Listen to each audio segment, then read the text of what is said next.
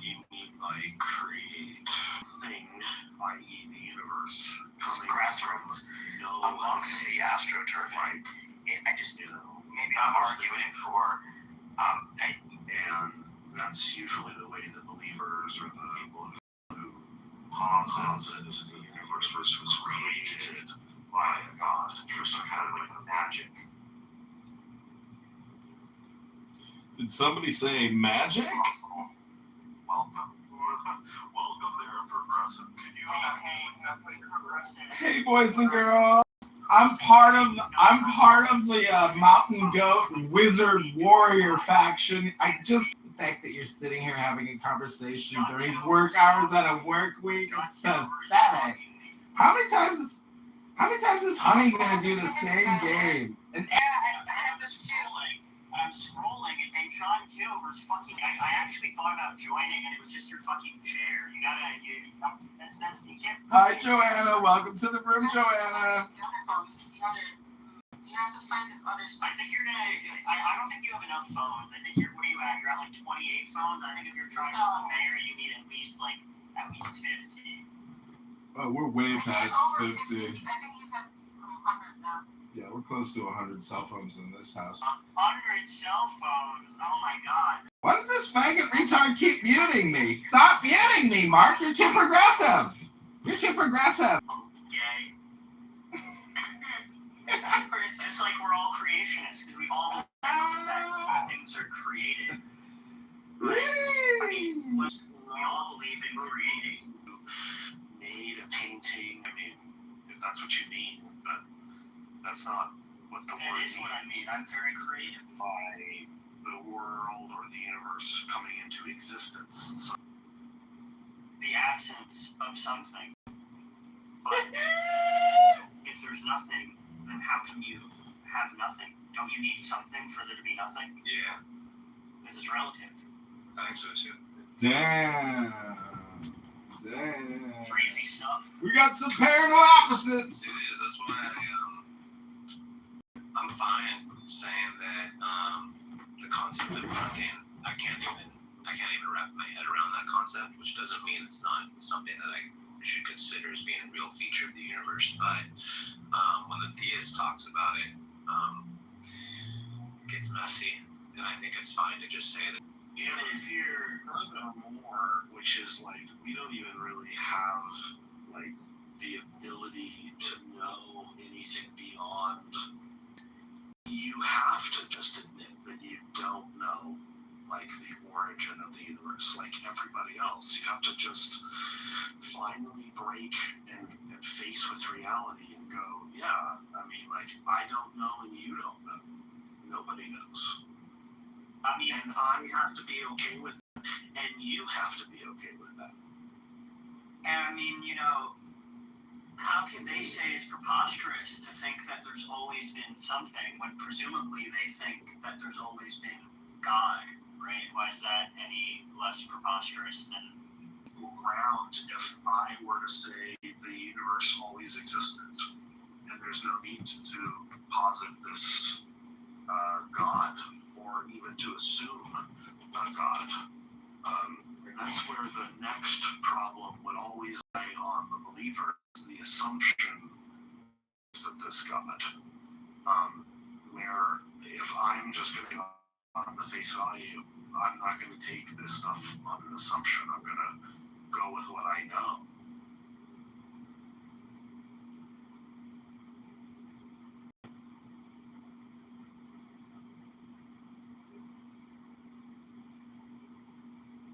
or the existence of God? Or well, it's worth discussing because it's probably one of the biggest questions of our existence. But debating, no, because I don't understand what the point of a debate is.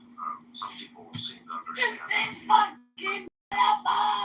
You don't want to come to this is beautiful! Assuming at the time that you're correct and the other person is incorrect.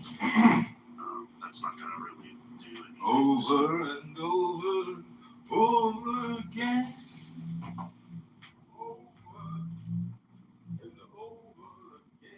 I just think it's really strange how willing these guys are to be dishonest.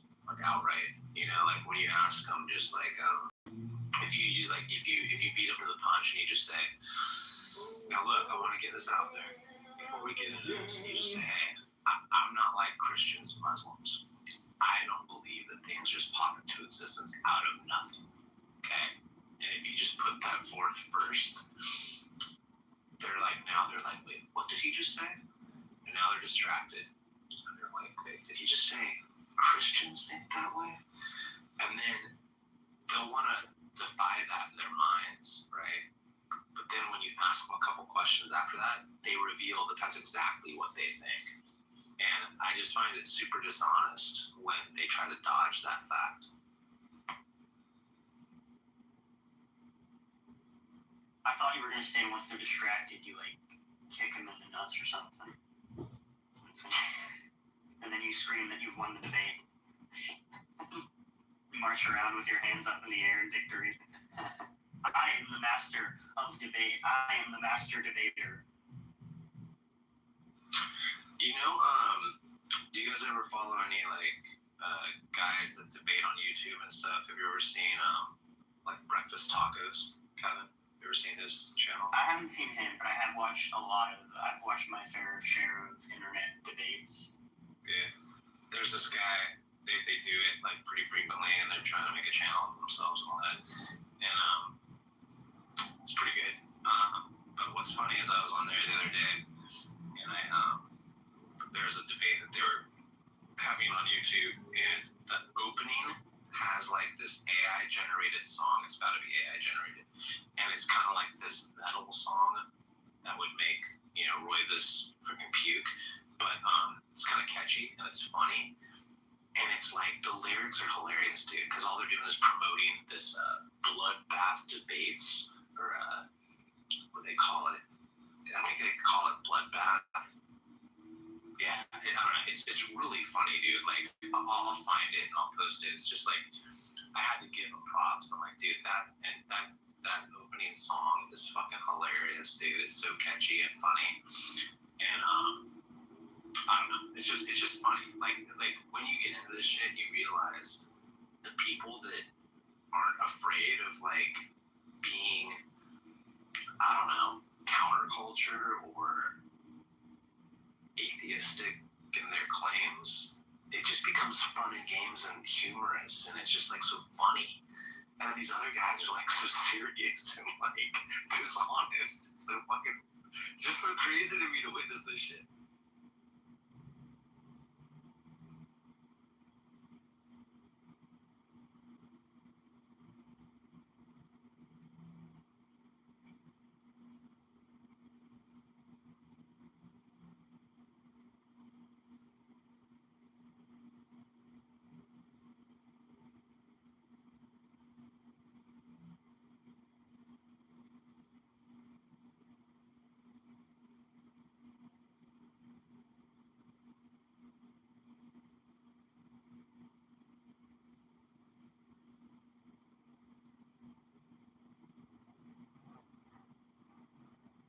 I'm gonna be honest. I think philosophy is kind of gay and stupid. I think that's the conclusion that I've come to.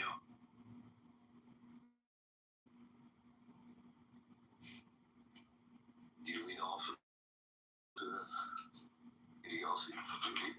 stupidity? Is that what you're saying? Yeah. I think almost all of it.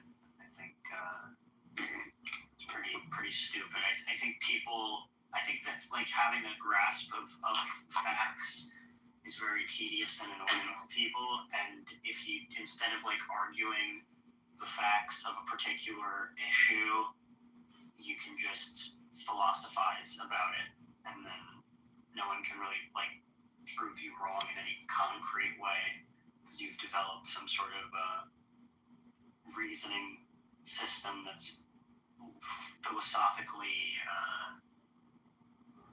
I get soundness and validity mixed up sometimes. I guess it's internally sound but not actually valid. I believe the two are incompatible, but That's where it fails, actually. The philosophy fails there completely. And I can understand it looks stupid. But we don't have any other method to prove anything in reality. Or to prove anything at all. Yeah. And if you don't philosophize, if you don't go to philosophy, then you're limiting yourself, in my opinion. Yeah. It's good to dream. Have a positive outlook on what's beyond rather than what it is.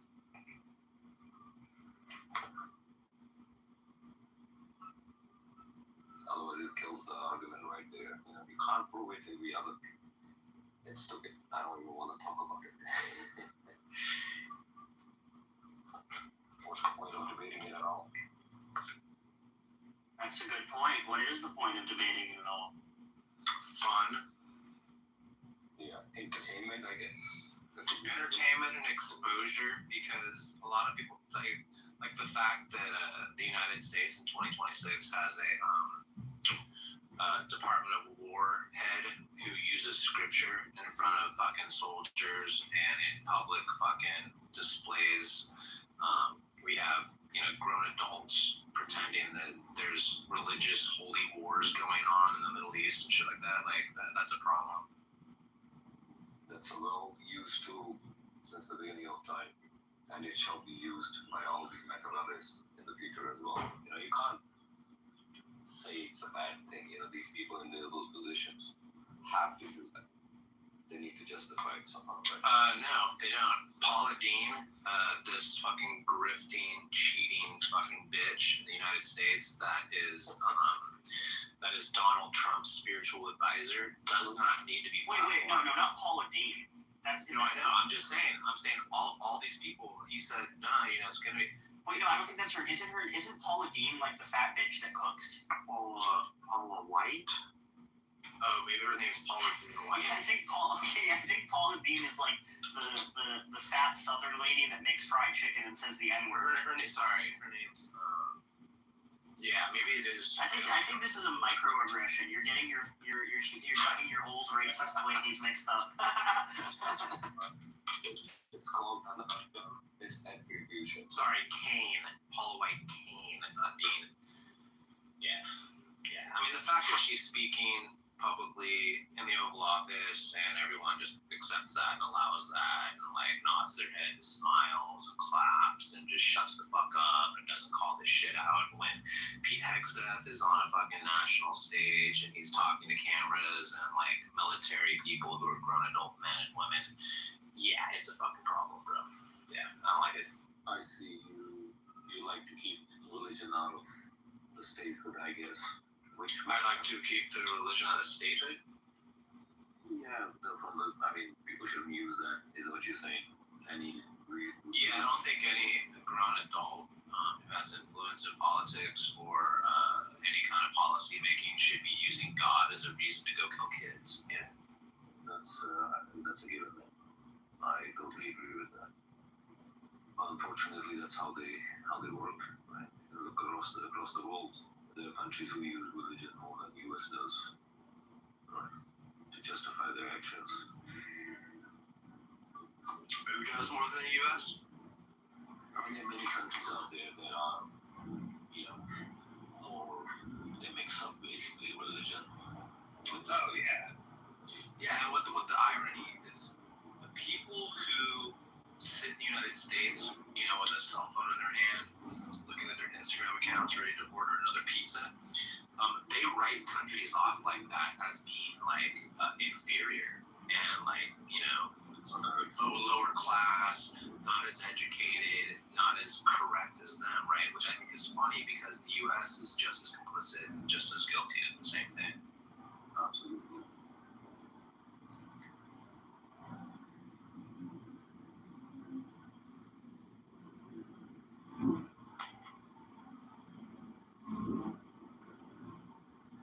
And that's mostly, honestly, when in real life, if I ever get shit or giggles from friends or people that know that I actually engaged, at least even to this extent, against, or debating against religious bullshit and all that stuff, That's how I justify it.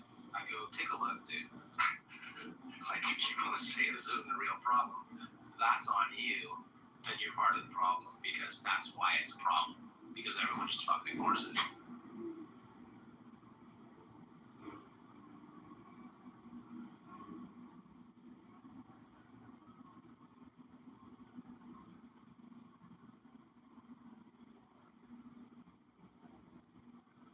At least that's my opinion. I think it's weird when we sit around and we go, wait, what? How did what? No way. That would never happen. No way. What? I'm so shocked. And I'm just looking around going, how are you shocked? Like, look what's going on.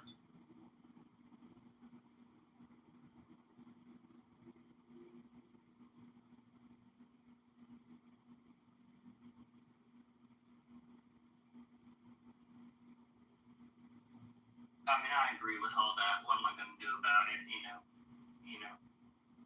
I show up, I press the button, you know. It's what I do. Once every 2 years, show up, press the button, what I think is the right button. Move on. Call people retards on the internet. I do that too. You know, I press the button and I call people retards.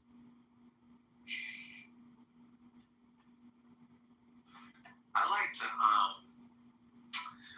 to engage with people and then get them to say stupid, rancid shit out loud, and then ask them more questions to get them to say more stupid, rancid shit, and then like get them to double down on it, and then say some more stupid, rancid shit. I think it's funny. Look at you. You're manifesting a lot of. I saw a funny thing. I saw a funny thing that was, it said, like, bro, that's an ad hominem attack. I said, this isn't a debate and I don't respect you. I'm just calling you stupid. Like, well, that's not really a debate then anymore, right? I agree. It's not a debate.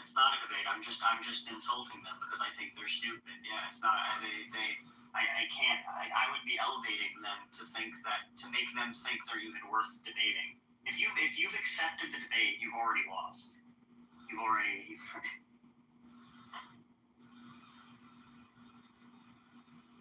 Well, right, and technically speaking, most people misuse the term ad hominem, just like they misuse the term begging the question. I see it all the time, dude. People it's crazy, and so like, you know, it's just, they don't like that you said something mean about them, therefore it's ad hominem, and that's technically not what ad hominem is. You know, yeah. If you like give a thoughtful rebuttal to their point, and then afterwards say you're a retard, that's not an ad hominem. From my understanding, at least. Yeah, it'd be ad hominem if you said, well, that assessment that you just made and the way you laid out your principles and the argument that you're trying to put forth are invalid because you're a retard. Yeah. And also, maybe that's an implicit appeal to authority, because you're kind of saying, like, that non-retards have a more valid perspective. It's not really an argument. I mean, that is the definition of ad hominem. It pretty much kills the whole discussion if you go there. You know, how is someone going to come back from if you call them, hey, you're an idiot, that's why your argument doesn't come? That's not a very good way of argumenting, I would say. Or you should always keep the center point in the middle. Forget the person who's in front of you. Then you can have more of a productive discussion, right? Otherwise, it just becomes ego talk, man. We'll see who can get the best stupid words out, and to make other persons feel smaller, or try to at least.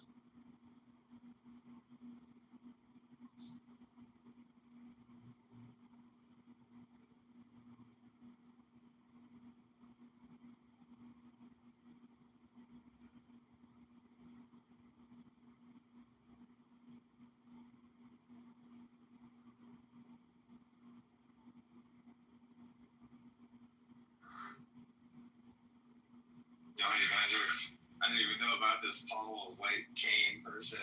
I'm reading about her. It's just crazy. It's embarrassing, dude.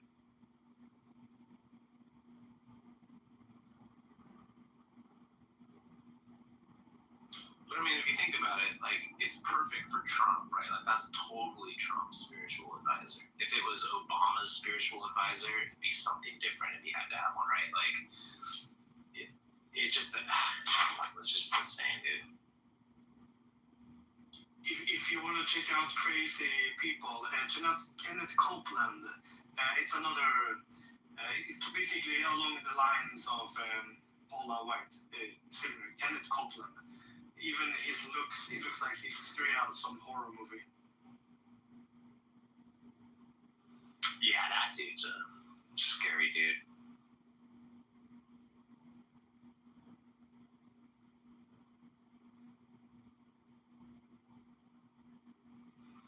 Jeff, Mr. T. Go to the pool. What's going on, guys? We're just pitying some fools. As we do.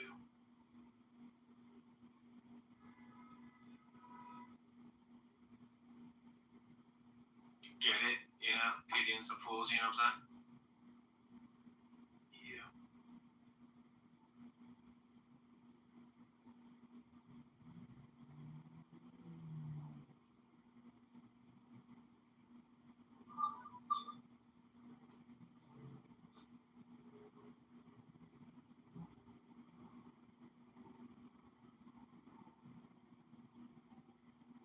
Mark, speaking of the creationism thing, why is it like every time you talk with a Christian and you get them to like start explaining themselves about this creationism stuff or whatever, they just like, they go to the most rudimentary bad reasoning. Like they start talking like about buildings, cell phones, computers, and they like try to make this analogy. It's just so bizarre to me that it's missed. You're talking about the classic watchmaker analogy? Yeah, essentially, yeah. I get confused a lot of times just in a response. Like, I don't even know where I'm even at. Like, I'll hear them go and they'll give me some response and I get lost. I'm like, we've taken a left turn already and I don't even know where we're going.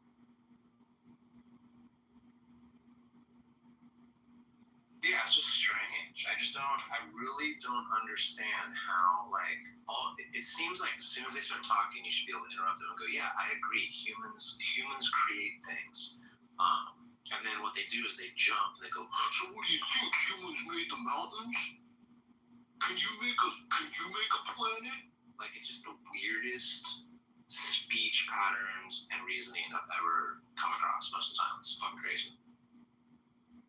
Well, and you can't interrupt anybody because then they get all worked up about being interrupted, and then that becomes like a side discussion or a waste of time for like maybe 10 minutes. Yeah, man, I was just gonna land. Let me land. I think this is the funniest thing. People don't understand the difference between when somebody makes a point and you like to address that point before they move on and they're done with that point, they start talking about something else, interrupting to address that point, versus when you are outlining a series of premises and you haven't yet made the point and they jump in one of the premises and they don't see a difference between these two things. I mean, that annoys the fucking shit out of me.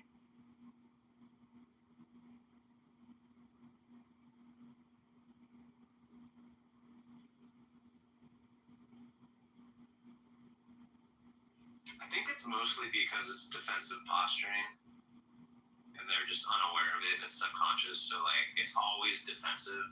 And so that's just where they're starting. And so it just gets like that and becomes a shit show.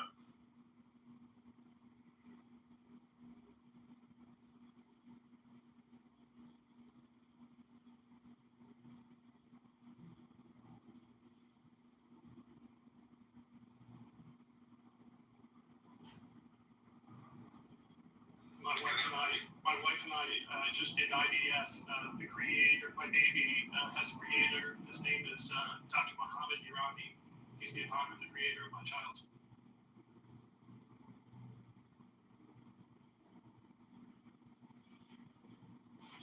That statement in the room didn't sound dumb at all. True story.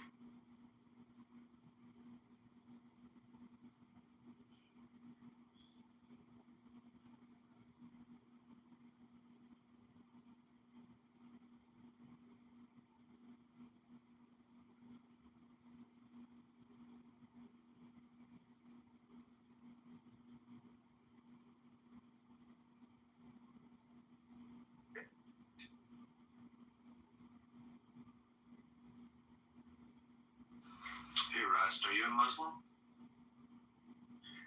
Hey, I'm not. No. Oh, okay. Are you a follower of Christ by chance? No, I'm an atheist. See, this room's already getting boring. We're just a bunch of normal people up here. Next, we're gonna be talking about movies and shit. I love movies. I talk about movies all day.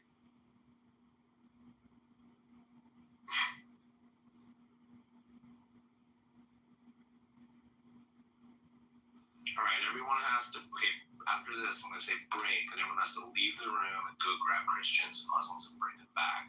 Okay.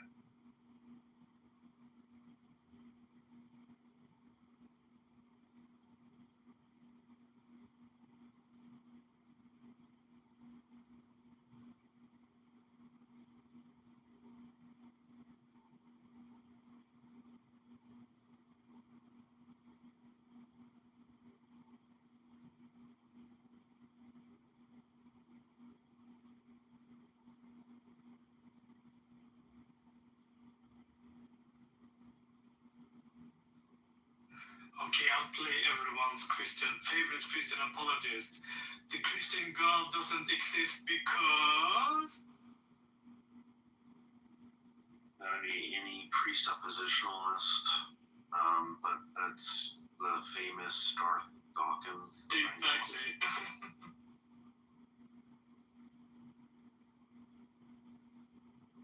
And lately, by the way, that smug shithead, Andrew, has been using that one. Last time I went into his room, he kind of used that one on me. Or the reverse of it, you know.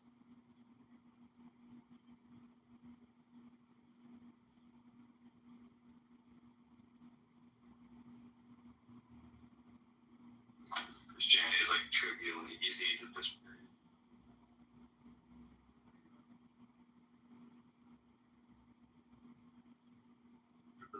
Trivially easy. Well, yeah, in some aspects.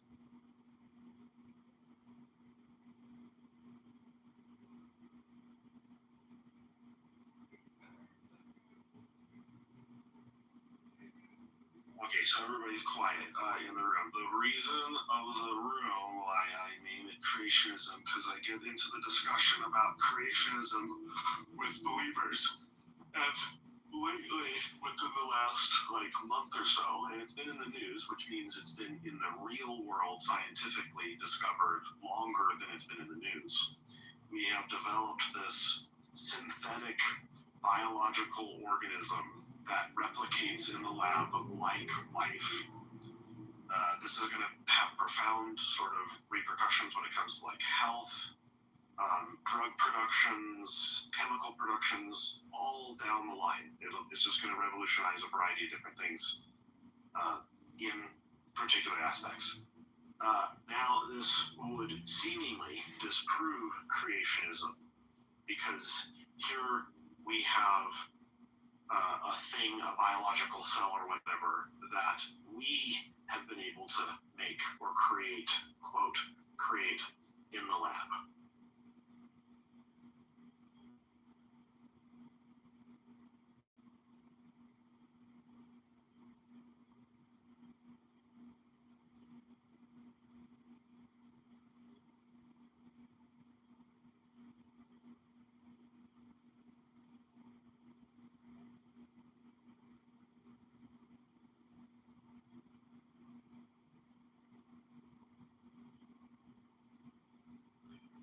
Yeah, it's definitely a very interesting medical, ethical, emerging issue to follow that. I saw that story as well from a week or two ago.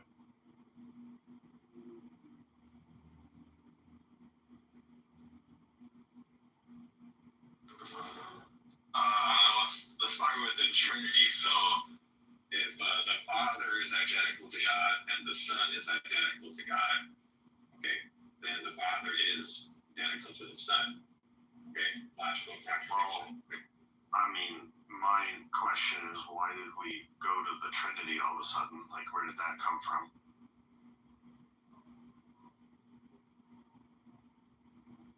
I wasn't paying attention to what you were saying. My bad. Sorry, I wasn't paying attention to a word that you were just saying. So, I forgot everything. Oh, well, I said Christianity is trivially easy to disprove, and somebody said. And I responded, I said, yes, in some aspects it is, in some aspects, maybe not. And then now you're responding to that, you want to start with the Trinity. And I'm like, oh, okay, why are we going with that? Now I understand the context. Yeah, because God is the Father, the Son, and the Holy Spirit, Mark. Well, that doesn't really make any more sense. I mean, it still breaks the formal rules of logic. Like, A cannot be B, and B cannot be C. So, Yeah, but Mark, the mistake you're making is you're using human logic, and this is a spiritual issue. well, I would either be using logic or I won't be using logic. I mean, if I'm proposing to come about this and approach this in some other way, well, then by definition it would be not. Well, you're an atheist. It wouldn't matter. It would be. Yeah, but you're an atheist. You're already like angry, and you. Not even angry. Well, you're already predisposed to I'm calmer than you are right now. Well, you don't even want to open your heart to this new form of reasoning. Well, what does that have to do with anything? I'm here to talk about Well, logic. there's no point in casting my pearls before swine. We've moved on from logic to now my heart. I'm confused. Well, if you see, look, Mark, have you And you even fucked up my whole walk here. I was going with something and you messed it all up. have you even asked to have the Holy Spirit get inside of you? I have actually when I was younger, and not in a weird gay way, you know. But I mean, like, yeah, I as I was struggling with my belief, I dropped down to my knees and I was like, you know, show me something, you know, like I'm ready here, I'm open, I'm as open, ready, willing as ever to be, and nothing really came. There was like a Wait, so you're telling me you dropped to your knees, you were wide open, and nothing came? That's crazy. I mean, not sexual at all. Nothing in anything that you were describing there. Not even one bit. Yeah, it sounds totally not sexual to me.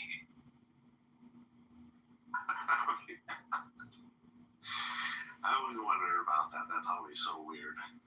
And then there were times when I thought I had like some spiritual sort of like force. Like people will say, like they get goosebumps or they get some kind of like a weird feeling or whatever.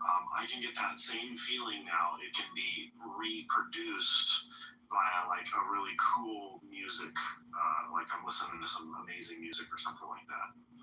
And then I'll get that same feeling and I'm like, oh, it's the Holy Spirit working. Oh, that's right. It's this great music. That's what it is. Or this amazing movie or this amazing feeling I'm getting from like the story being told. Yeah.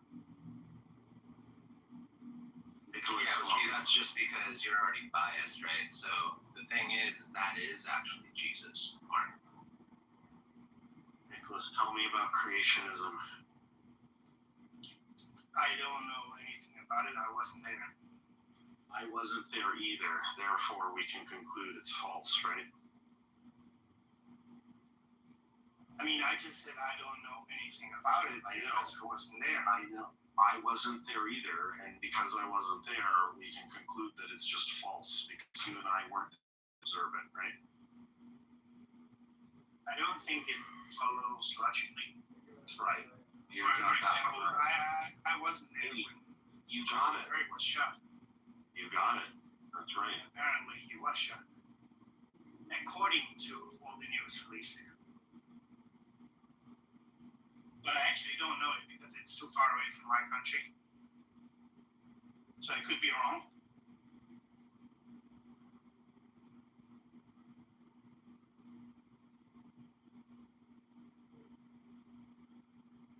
But anyways, I don't claim to know anything about creation. All right. So you're an agnostic like me then. I gotcha. Or you're just not very creative, is what you're saying. No, Creative, it's just creative in the sense that instead of saying I don't know, which is the most honest thing, you make some shit up and you go, it was God that made the earth in 7 days, and he spoke things into existence through a mouth that he doesn't have, right? Not a physical one, right? Like he speaks into existence through physical things that we describe, but it's not physical. And then we want to then backtrack on the very first thing that we were even trying to describe. To even talk about, to even show that things come into existence, we then have to backtrack on it. So it's good that you didn't make stuff up there, Nicholas. I'll just give you that. So that's great.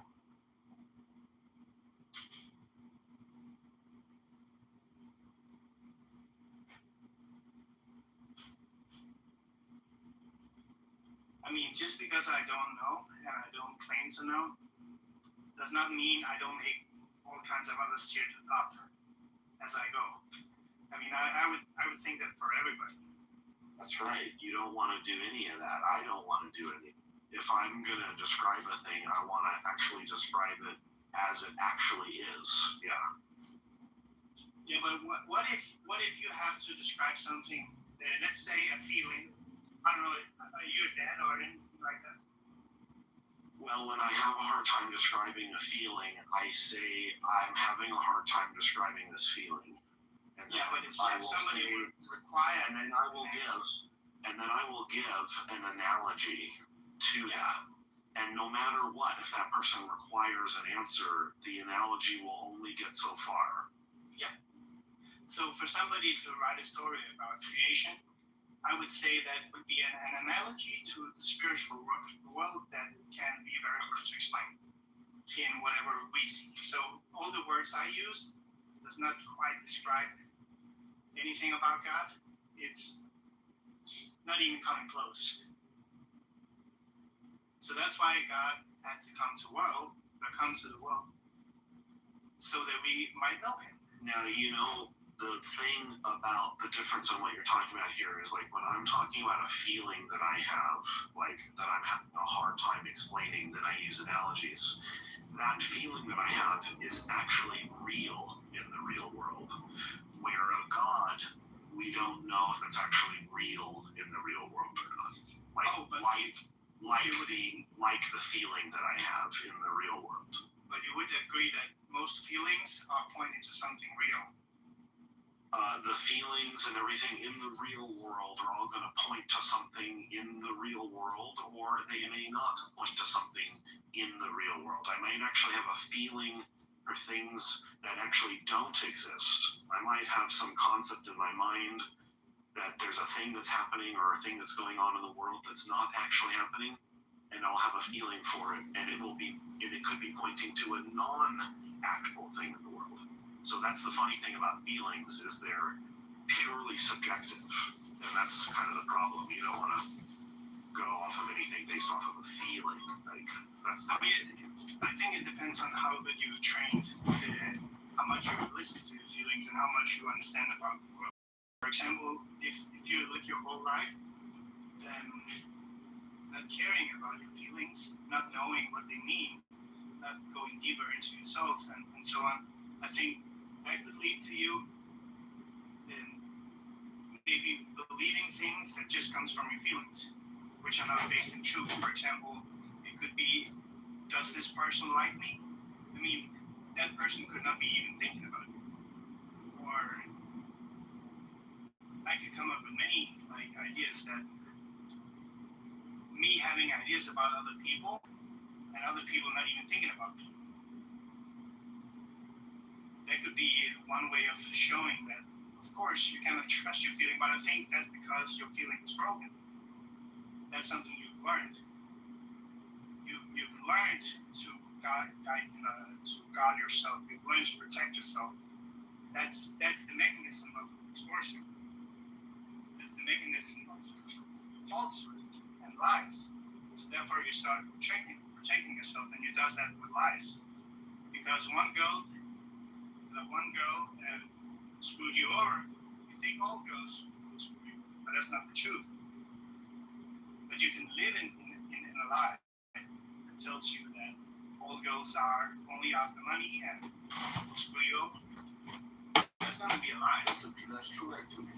Why is that a lie? Yeah, you mean all girls are just after my money and like really mean? Heck no. Oh fuck, that's refreshing. I thought actually kind of was at this point that all women were just really mean enough to get me. It's good. So, I mean, I get your. yeah, I'm just making a joke. I'm just joking. Yeah, but to be serious, I think it's very normal that you burn in some way, shape, or form in your life. You're protecting yourself. And in that joke, it sort of reveals a hypocrisy of what you're describing when you're talking about the things that you're talking about are not actually true or not universally true. There's always going to be some nuance. One Yeah, identity. that's probably not to be humble. You don't really have a way to prove there's a God, and I don't really have a way to prove there's a God. And we just leave it at that, because there's no real I don't really know if this thing is the case. No, there is. I don't claim to have a way to prove there's a God. I do. I can only claim that he was there for me when I did. I can claim that there's a way to empirically investigate whether or not there's a God. You just ask, like, are you a God believer, Nicholas? Are you a Christian? Yes. Okay. Does God touch things in your life? Yes. Okay. With what? He just touched him. With what? Whatever. With what? He don't need hands to touch. I know. I didn't say anything about hands. What's the mechanism? What's the mechanism? Wait a minute. This is the part that they can't get past this. I just thought of this earlier when I was getting coffee. Your God's immaterial and non-physical, right? I want to show you a horse fly genocide. So It's all maggots and they end up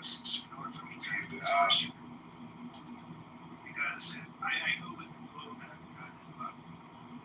And love is by definition self-giving towards somebody else. It has to be freely given. Therefore, anybody can do whatever they want. That's already contradictory. Like, are you a Christian? Yeah. Yeah. That's not freely given, dude. There's all these like, little hurdles and things you got to do, and you get some backlash from the boss if you don't do it right. Like, what do you mean it's freely given? Yeah. So in the same way, I think light is a good analogy. I don't think it's a false analogy, actually. Okay, yeah, but Yeah. So does God want me to go to heaven? yes. Okay. Does God Fish is get easy. the things he wants in life? Not in the same. Not in Not in the same way. Fish is No. easy. No. Okay. So it's because hold on really quick. I just want to make sure we understand each other. Is it in some special way that you understand? No, I would say if I really think God grieves. Do you think you get anything you want? I don't think God exists. Yeah, but you're asking me. Yeah. I'm saying yes, God gets everything he wants because he wants to make love known. Okay. And by definition, he has already done that. Okay. So does everyone get to go to heaven? I think when portrayed with two choices, any relationship with God or reject Him. I think there is a genuine chance that somebody might reject Him. Well, yeah. So does everyone get to go to heaven or not? Everybody gets to go to heaven, but not everybody wants to. Does God want everyone to go to heaven? Of course, but He doesn't Okay, force so anyone. then I guess- I say He is love. Yeah, He will never force anyone. Yeah. We don't need to talk about force because we already know God never forces anyone to do anything, right? Yeah. Yeah. So we don't need to talk about that again. So does God want me to go to heaven? Yes or no? Yes. Okay. So I guess I'll go to heaven. No, because He will not override. We are.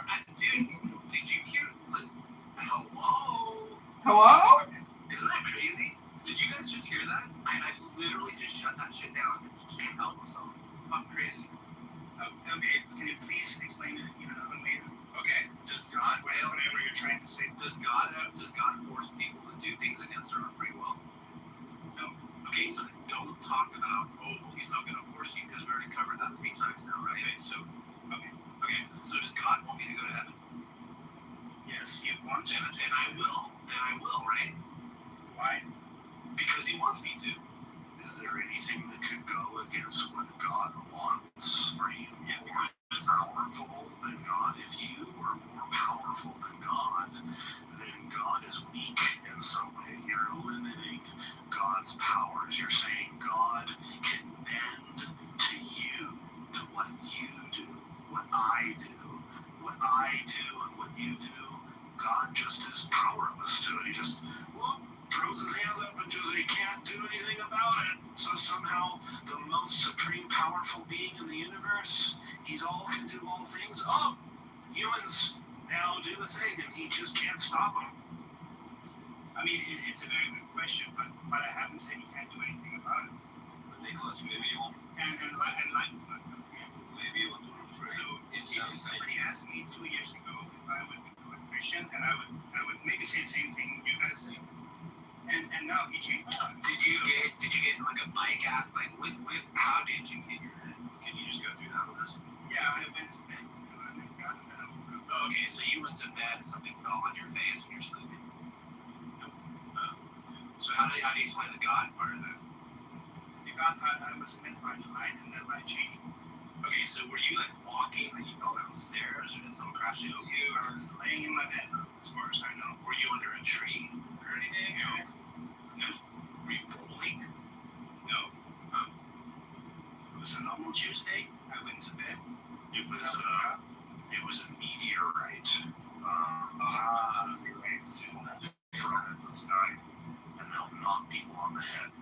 So how did you came to atheism? Same way you came to theism. I got some good sleep and I thought about things and I went, yeah, not so much. So you started believing in God and you stopped. No, I started as a child who grew up in an area where there's a bunch of fake Christians around me shoving this shit into our faces because that's just what people do to each other. Yeah, but that's what I don't want to do. That's why. Right, no, I'm not saying you. I'm saying like I grew up in like, Christian nation, like California. That's why you turned Christian. That's why you turned an atheist because of your feelings. No. You couldn't stand Christians. No, that's not what I said. No, you don't. How do I know? Because what happened is I was educated on the subject matter, and then when I thought about it critically and I grew up, I realized it was just all fake bullshit. That's all. Yeah, it's not like I got mad. It's not like I got mad at my priest or my parents or my pastor. They had no anger, no enemy. I just realized it was dumb. No, Nicholas, Since you guys have Nicholas here, so I think what Honey is saying, and I'll sum it up, and I think, Nicholas, you gotta really pay attention to this. Honey, what you're saying is that you got new information about the world around you, and you updated that information. You went on, I had a belief before about a thing, and now I've come to a new understanding about this thing. I had previously believed in X, and now I've come to a new understanding that maybe, but probably, X is not true. I never really thought about it. I never really came across it, but you came up with some new information. What do you think about that, Nicholas? What do you think about how a person would approach that? I I mean, I think it's bogus. I think it's based on his emotions, and he tried to explain it away with reason. Wait a second, hold on, Nicholas, really quick. Again, am I going to heaven? Because you were hurt as a child. Nicholas, shut the fuck up. Don't you, hey, Nicholas, God. Nicholas, don't do that. It's unbecoming. I'm just letting you know, it's cringe, dude. Don't do that. It's so dumb, dude. Just for future reference. It couldn't be possibly, Nicholas, that somebody could come to this through reasoning. No, you have to come up with some bullshit lies to say that a person came to this through some emotional hurt in their life. And all that is you coping with this lie in order to make you feel that, hey, maybe the thing that you think is true doesn't have a whole solid ground behind it. The thing that you already admitted to in the very beginning of the room, that you say, you don't know, you weren't there, you don't have any information as much as I don't have information. Now, if you weren't there to see the Big Bang, would it be fair for me to say that you were emotionally traumatized as a kid? Why don't you know about the Big Bang? How fucking dumb would that be for me to make that shit up? So, Nicholas, come on, you're better than that. I don't want to have to talk down to you like you're a dumb fucker. You know?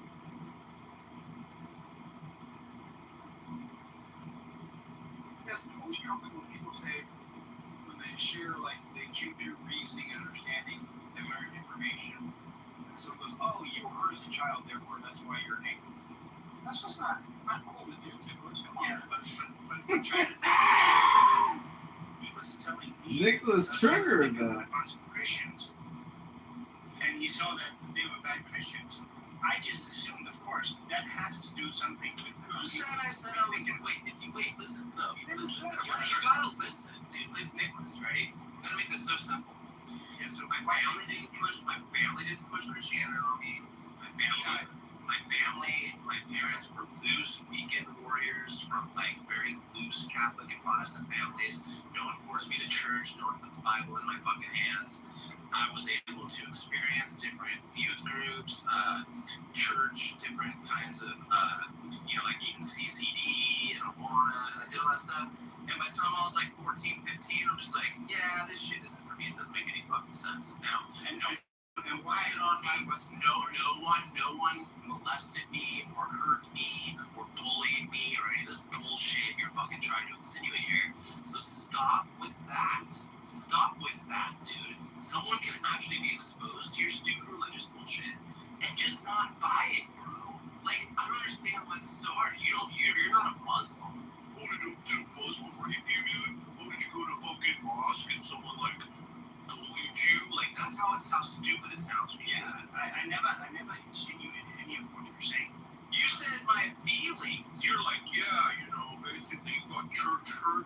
Like, it's just dumb, dude. It's just dumb reason. I mean, church hurt is not a stupid thing. It's not a stupid. I understand that, but I'm letting you know straight up that that's not my situation. You're not hurt by anyone claiming to be Christian. That's what you're saying. No, what I'm hurt by is my intelligence gets insulted by people like you when I engage them. Okay. Yeah. So I mean, we're shown we started in the same way. And you've shown that example by you are talking like we get this kind of migraine talking to you, and the fact that you bring up the dumbest of an excuse of an explanation for a thing. It has to be explained to you. No, there are just people out there that just don't believe.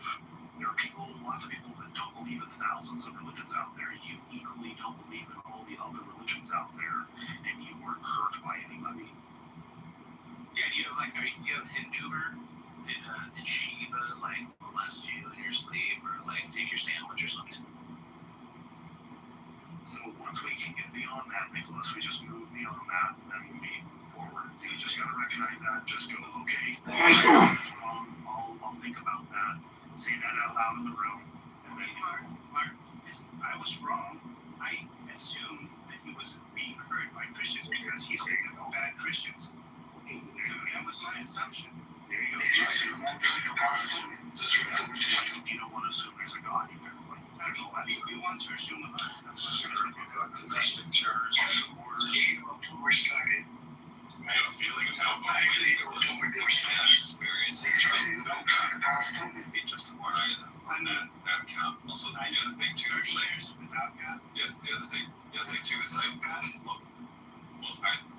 Christians don't actually become Christians by reading the Bible.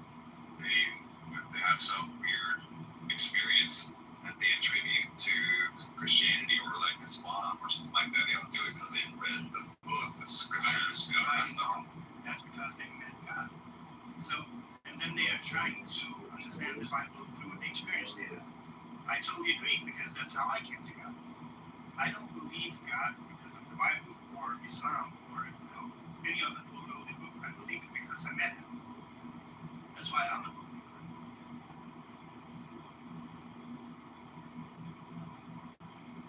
It's circular. I know that's. The reason it's true is because the Bible says it's true. Which is And you don't always believe in the Bible, dude. Well, in his particular reasoning right now is he believes God is real is because he's had an experience, and that is, as far as this will ever go, is like we can't really know that your personal experience is any more true and real than anyone else. No, And so, and even further than that, Nicholas, for you, it's a problem for you. If Elliot, well, I'll explain it to you. Just keep your mic muted and listen. As Elliot was pointing out, which I could just easily do the opposite of what you're doing. I could say, I have a personal experience that there's no God, and my experience is now just as equally valid as yours. My experience is equally as valid as yours, and mine's no better or worse than yours. And now all you have to recognize is that your personal experience is utterly useless to the whole conversation, to even knowing whether this thing is even true or not. We have to move beyond like your personal experience and mine to like figure out whether this thing is greater than just in your mind. In the same way that we just know that the planet is round. Well, no, because at least the way with that is there's going to be some external information that's going to confirm that.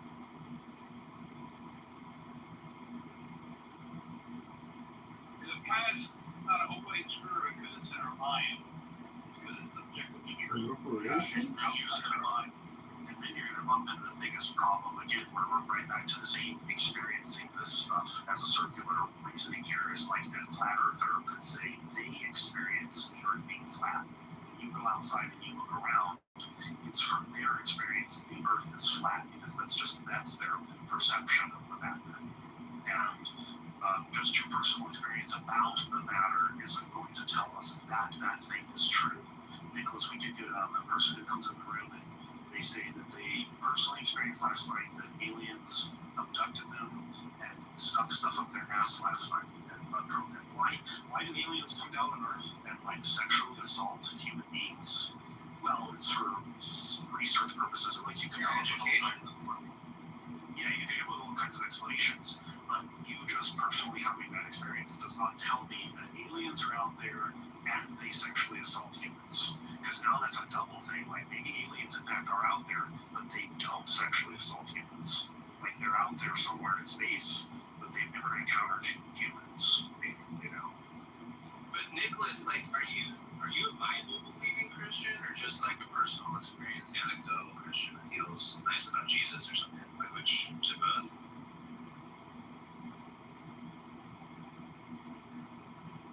Yeah, he's probably getting sick of me.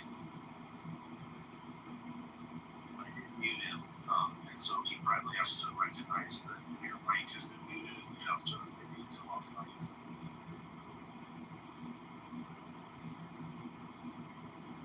Usually they tap out after a while, Nicholas. Like this happens often where like a believer will get frustrated with the conversation because it doesn't always go their way. They start to recognize maybe things that they think that they're right These about. people are insufferably stupid themselves. It's so funny. I'm going to do laundry, and they just are too busy with their own fucking personal life to have the conversation about their fucking God.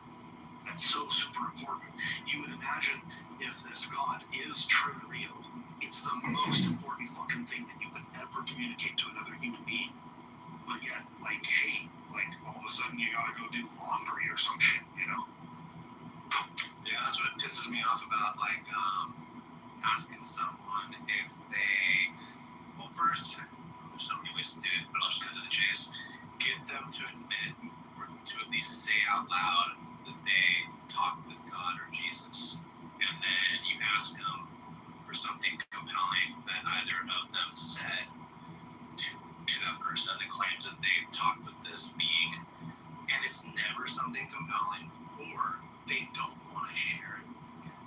They have some stupid fucking reason, like, oh, well, I just don't, And it's like, you're so full of shit, bro. Just stop.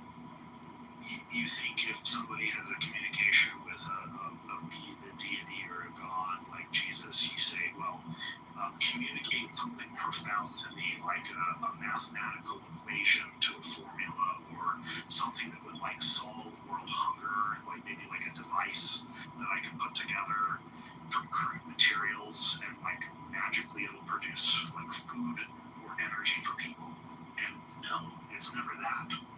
Or none of that. Like, that's the thing. So that's part of the problem. So right there, if I was a Christian debating you, Mark, I would hone in on that, and I would take a totally different direction. And because you gave specifics like that, that's what I would attack. Whereas you could just go, hey, tell me something compelling, like the best thing you heard from Jesus in the last couple years, or if you have a personal issue with Yahweh. Something you heard from Jesus in the last couple years, like in the book? I want to hear some information. Share with me the good news. They never have any good news.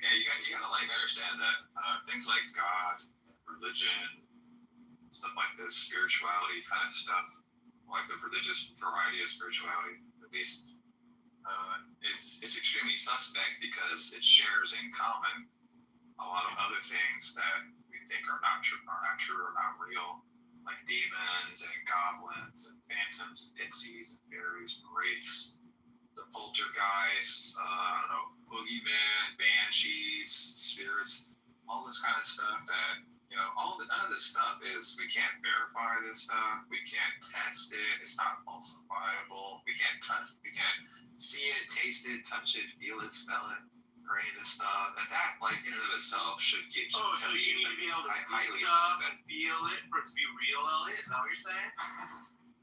Is that what you're saying? So I came in late, but I think, am I correct with Nicholas saying he wasn't a believer, then he had some experience, and he met God, and now he's a Christian? How did he become a Christian after just meeting God? Did he meet God and Jesus, or does he say Jesus is God? I mean, I'm curious. Nicholas can elaborate on that or not. Remember, Nicholas, you are muted. You can freely speak anytime you want. I think he's long gone, dude. Yeah, no pressure. If he doesn't feel like talking, that's cool. Yeah, that's fine. So I actually thought that guy was like an atheist. I don't know why. I've seen him in other rooms. I've never really talked with him, and I just opened his PTR once a while ago. I remember this guy now, and I just thought he was like some like athlete atheist guy that was reasonable or something. I don't know why. It's fine. So we're back to again yet another example of you just can never get anywhere with these kind of conversations with these people. These people are impossible. They want to have their cake and eat it too. They want to believe and say this thing is true and real, but yet can never show it. Just with that example of, it's a non-tangible thing, but yet it is tangible. The other day, I got Connie tripped up. She said something about how she got mad at me comparing God to Bigfoot. And I was like, because with Bigfoot and these other things, you have to maybe these things are true and real, but we have to investigate them. And she came up and got all high and mighty, as a lot of the believers do. They get worked up about some trivial thing because they're elevated on their emotions. I take offense to you calling God a thing. And I was like, oh, well, this was easy. You easily got yourself into a trap. Okay, either God is a thing or God's no thing. So, so I'm agreeing with you. If God's not a thing, if you disagree with that terminology, then God is no thing. Nothing, yeah. I also have to point out here that when people say that they have experiences of God. They're kind of just begging the question.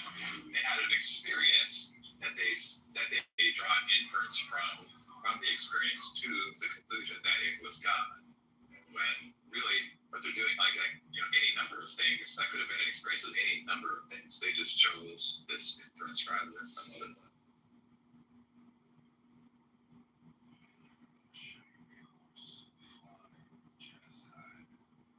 And this is the part that bugs me too, and it's so true. The more I dig into this, it's just unfortunate that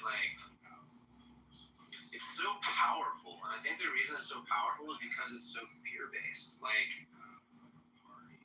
I'm always disappointed when I talk with some people. I don't think Nicholas would be like this per se, but certain people that I can tell haven't had as diverse of experiences as I have, just in general, in a physical, worldly sense, right? And I'm not I've never been squirrel flying, squirrel suit flying, or jumped out of a plane, and I've never been big wave surfing, right?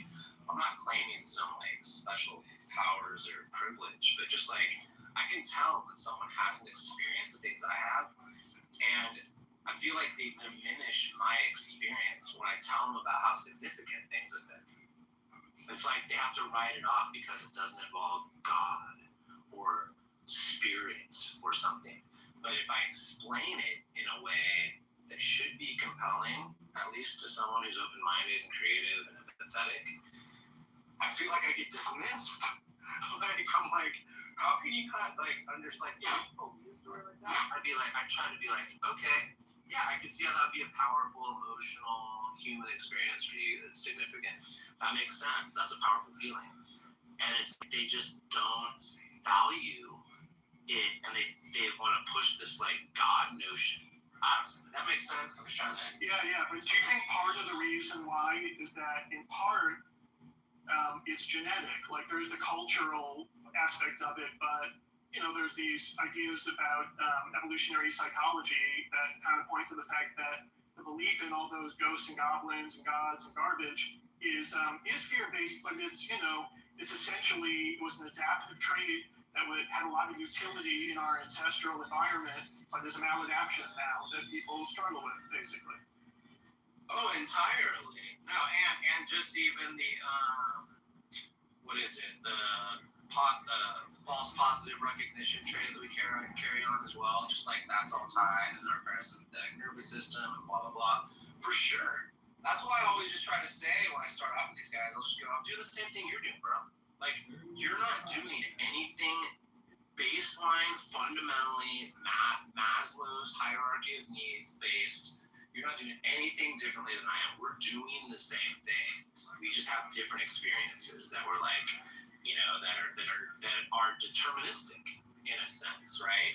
That I did not control. I did not control when I was born, that I was born, geography, my parents, my first schools, all that shit.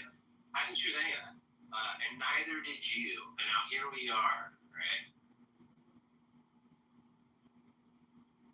Yeah, it's really interesting. The top two predictors for which God you believe in and which religion you are a member of is number one, the God that your parents believe in, and number two, the geographic region where you are located. Those are the number one predictors of what your religious beliefs are. Why is that a thing? That shouldn't be a thing. Yeah, God shouldn't be restricted to geographical boundaries.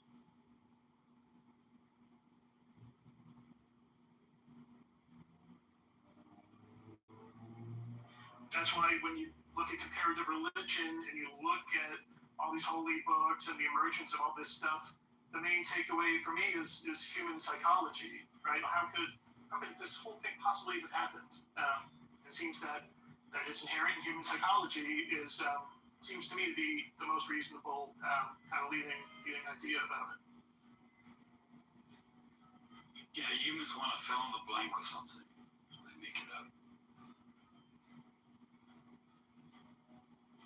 I've also noticed that, and correct me if I'm wrong, right? And I know I'm kind of, I got my own thing going. I'm not a a scientist for any like agency doing wildlife biology in the field. I'm not a photographer for some fucking magazine or whatever. I'm just a guy. But like I find that when I speak with theists, like strong God believers that say the stuff they're willing to say, it's almost like they're unimpressed with the natural world. Does that make sense? Yeah, well, that's exactly why Spinoza and Einstein took the tack that they did, right? They tried to get people to take all of those beautiful feelings and emotions that they have about God and just apply them to the universe and the laws of nature. I think that was their, that's what they were trying to do.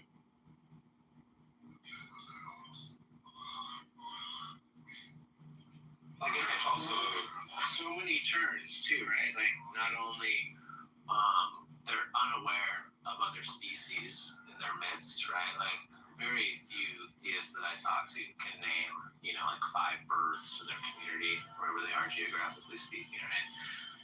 And then they act like, oh, as an atheist, what you think we're just a freaking bag of chemicals, just like randomly bumping into each other, and it's like, really? I think it's an interesting point that you raised there, particularly when, everything's created by God, so you'd expect there to be some sort of reverence. And in fact, in that film, Noah, I know it was just a film, they tried to make out that Noah and his family were sort of custodians of the earth, looking after it, vegan, this, that, and the other. And you just don't see that with a lot of religious people. They completely disregard the environment. There's absolutely no appreciation or anything. If anything, they think you're a bit weird at times if you appreciate these things. This was my sort of subject of the room the other day as I was pointing out that, and this is where we could argue the overall harm of religion just in general. Obviously, we recognize the harm of religion in all kinds of ways, but in its broadest aspect, and like Christopher Hitchens says, like religion poisons every single aspect, everything that you can think of. And so my title of my room was like, does religions teach us to be like empathetic towards even human beings, or to have any kind of like compassion? I have to look out in the world. I have to wonder, why is it that people are even fighting with one another? And at its baseline root is got to be these fundamental beliefs that people hold, specifically religions. And if it's taught to us that we should not have empathy for other people or the environment around us, if this is taught to us by a religion that like this is just temporary, this location that we're on, and the more important thing is like some other location, well then like these people are just not going to be helpful or useful to us in the real world in the now, and progressive things that we need to fix. They just won't be on the same level. It just will not happen. So, I see the big issue in this, where it's like, these sort of people are like pod people. Their whole principles have been hijacked by some other principles that are detrimental. And I think often the problem is that they don't actually have these principles, not in a way where it's entrenched within them, right? Whereas I think a lot of people who don't have religion, they don't need this extrinsic accountability, like, oh, because I don't do something, I'm going to be punished for it.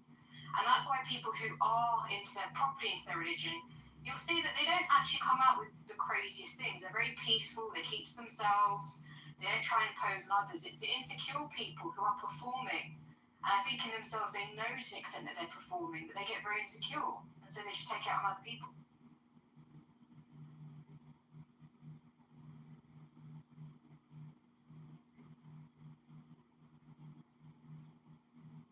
Yeah, and then the mob mentality that could potentially arise from that kind of environment and energy is freaky, dude. Like, I kind of trip out when I'm watching a big group, like if it's a documentary on churches in the Midwest, like, whatever. And and I watch this group think, and then they show like some of the dark sides of it, of like sexual abuse in the church, and how they'll kind of push the victim aside and go surround the dude and like pray for him, and just like really offer warm hearts and forgiveness and stuff. It's like fucking so weird. Yeah, and I think sometimes there's almost a surprise. So that I speak to some of the Calvinists on friendly terms with them, and when we talk, in a proper way, we're not debating anything. They're like, "Oh my God, but you sound so Christian." It's like, yes, because in many ways the best way to learn is through experience, and you come to your own truth. It's then afterwards, it's perhaps summarized in some philosophy somewhere where it's like, oh, that really expresses what I'm feeling. I'm just able to express it that way. I find often that's when you truly believe something. You've gone through it, you understand it, and then these things make sense, rather than trying to force it through a concept level where you're constantly fighting it because you just don't get what it's about.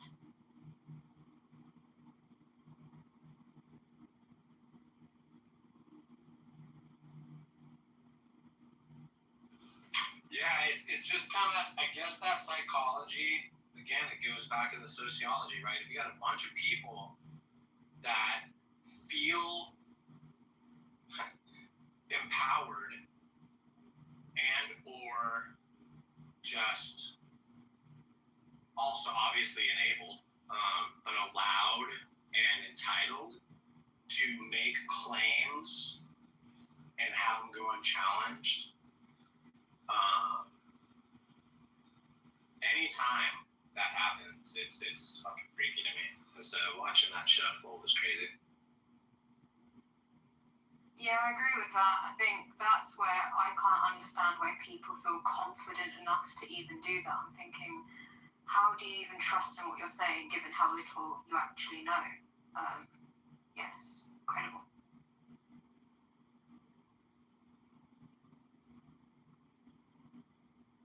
And then we joke about using the Dunning-Kruger effect, as a one-liner, haha.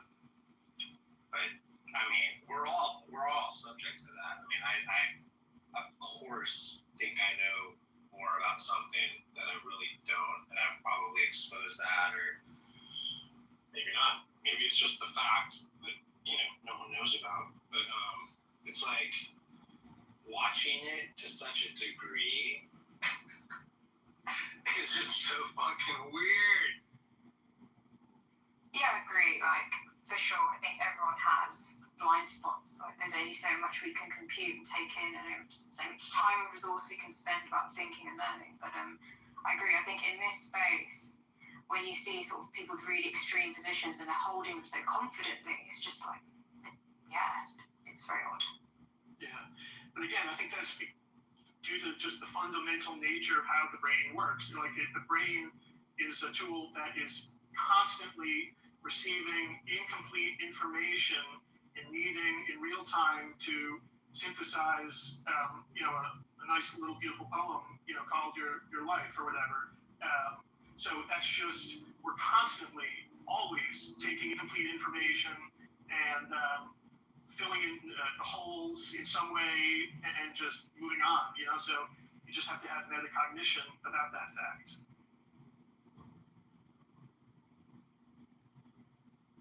Yeah, I agree. A slightly adjacent topic makes me question sort of our dependency on external tools to now even hold memory for us and do our thinking for us, like AI. I kind of think, oh gosh, like, where does this sort of end in terms of going around with incomplete information given these innovations? But as I said, an adjacent topic, so I don't want to move on to that.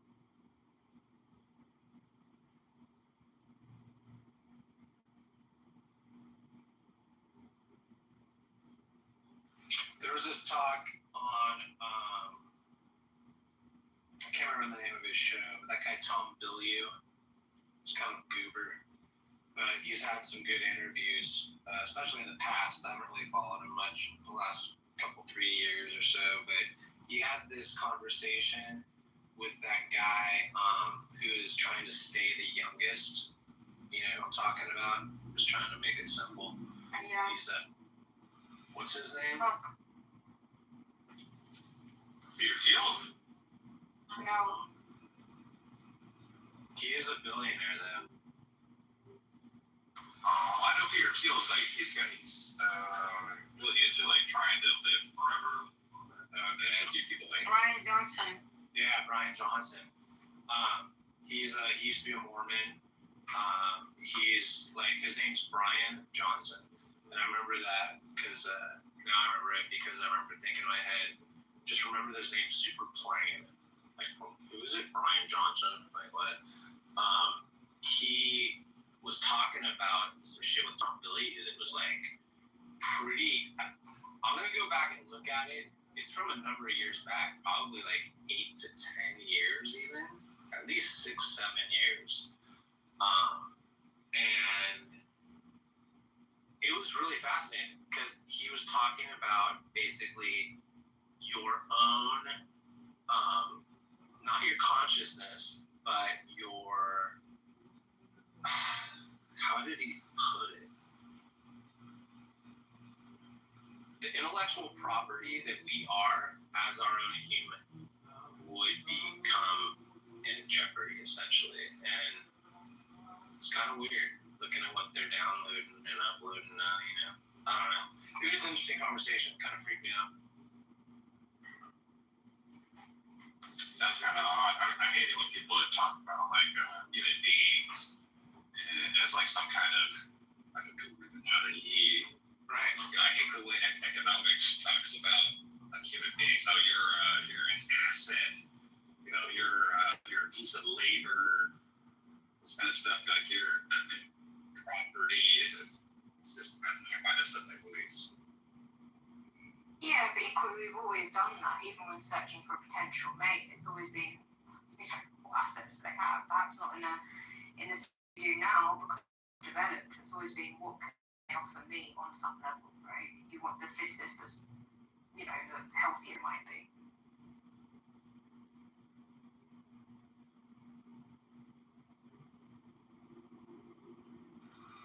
Okay, it's called How to Become Aware of Your Blind Spots, and it's 8 years ago, and it's Brian Johnson, and it's Tom Bilyeu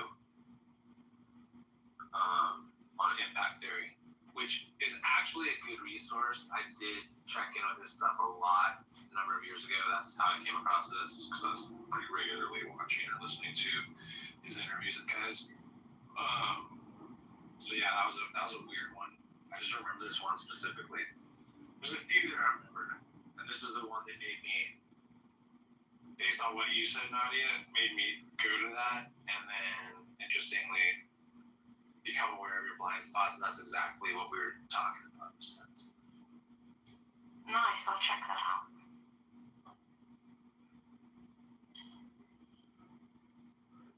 I just Googled it, and it says the top strategy, it cites mindfulness, you know, observing your own thoughts or metacognition as the top strategy.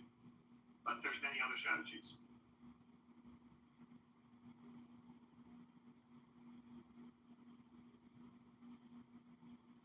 Yeah, and this is when he was still normal looking, because I have seen him since.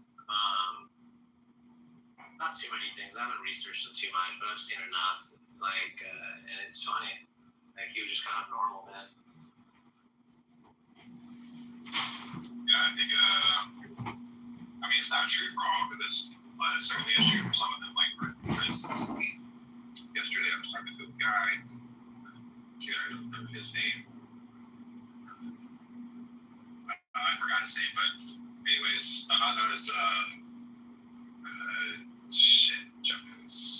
James or something. I forgot.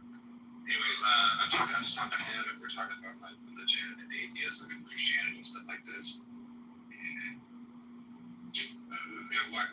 I'm trying to get him to like think outside the box, you know. And but just every answer that he came back with was literally just proselytizing and spreading the good news and interpreting every single question that I asked him in terms of through the Bible, specifically the Bible, like what the Bible said, answers that he thought were fitting answers from the Bible, And really, I would like literally directly like verbatim. I would say stuff like, "I'm asking you to take the 30,000 foot view and observe yourself, what choices you're making, how you are thinking about this thing or that thing, etc." And I was having that conversation about that with the guy for like 20 minutes straight, and he just couldn't do it. Every single answer he came back with like a quote, a verse out of the Bible, or something from his theology in particular, and he just could not bring himself to what Jeff is talking about, where you guys are talking about mindfulness, being like just thinking about how you are doing things. I don't know, is it like a weird mental block? Is he just stubborn? No, it's called fucking indoctrination and a fucking mental virus.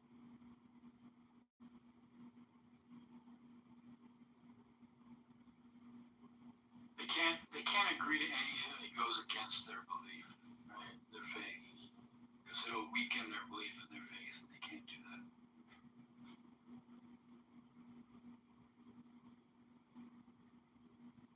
They can't even agree that they set their alarm clock.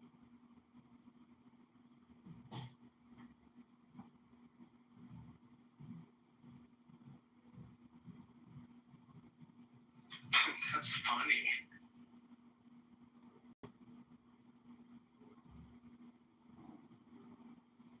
That's why I don't believe them.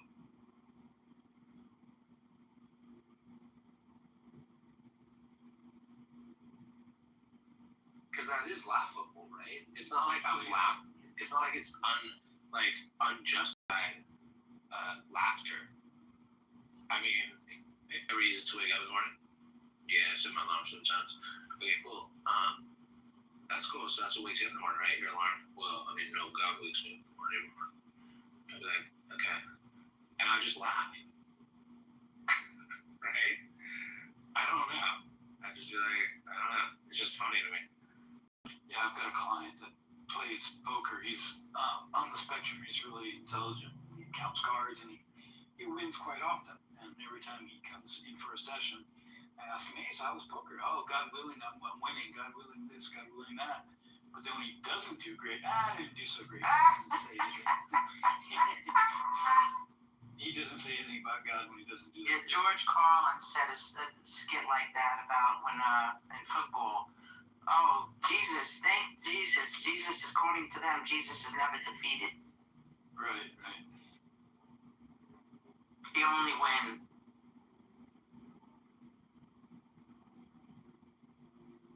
But this guy's a recovering addict, and he went through the AA program, so he's got to stick to the God plan, to, all things that are good are based upon God, and so he's got to keep that mindset. Yeah, James, if these people are like really taking this stuff seriously, and they say stuff like, so and so, or I have, or so and so has the Holy Spirit, and therefore they cannot be wrong. And they say stuff like, "Oh yeah, Jesus helped, this like wide receiver catch the football game-winning football touchdown pass or whatever bullshit." And everybody's claiming different things. Like the other people on the fans on the other team are saying the exact same thing for the people on the other side of the football game. Or like, if that's too stupid an example, like people do this all the time, like more serious stuff. Like they've got privileged access to God, and other people don't have it. Like if I'm reading the Bible to somebody, putting a verse out there, and I say something, they go, "Oh well, the reason why that's wrong is because you're an atheist. You don't have the Holy Spirit." I mean, if they're taking this stuff seriously, they can't be true.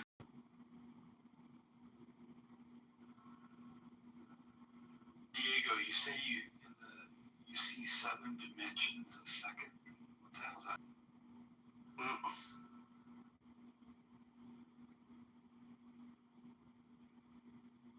JCC, do you know what does AA allow people to use nature as their higher power for the program? I don't know. Yeah, neither do I.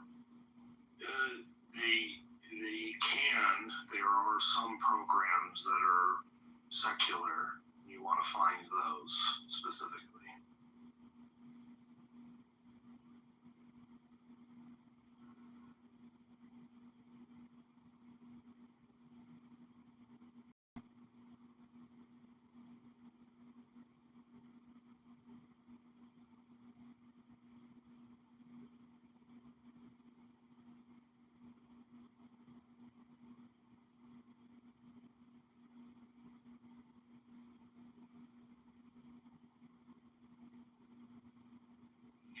So, I have a question for the atheists. You guys worship science and everything so much. How do you explain how, everything got here and is, perfectly formed, perfectly balanced with all of, the laws and stuff? How do you explain that design?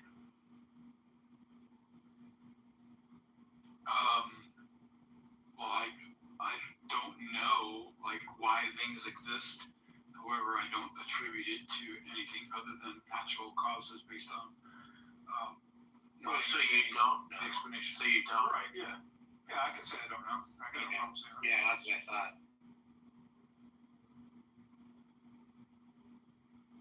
However, I do understand that existence is reality, and that's Yeah, so you can't prove that it's not God, is what you're saying. right. I cannot prove it's not God. You're correct. Yeah, that's why we know.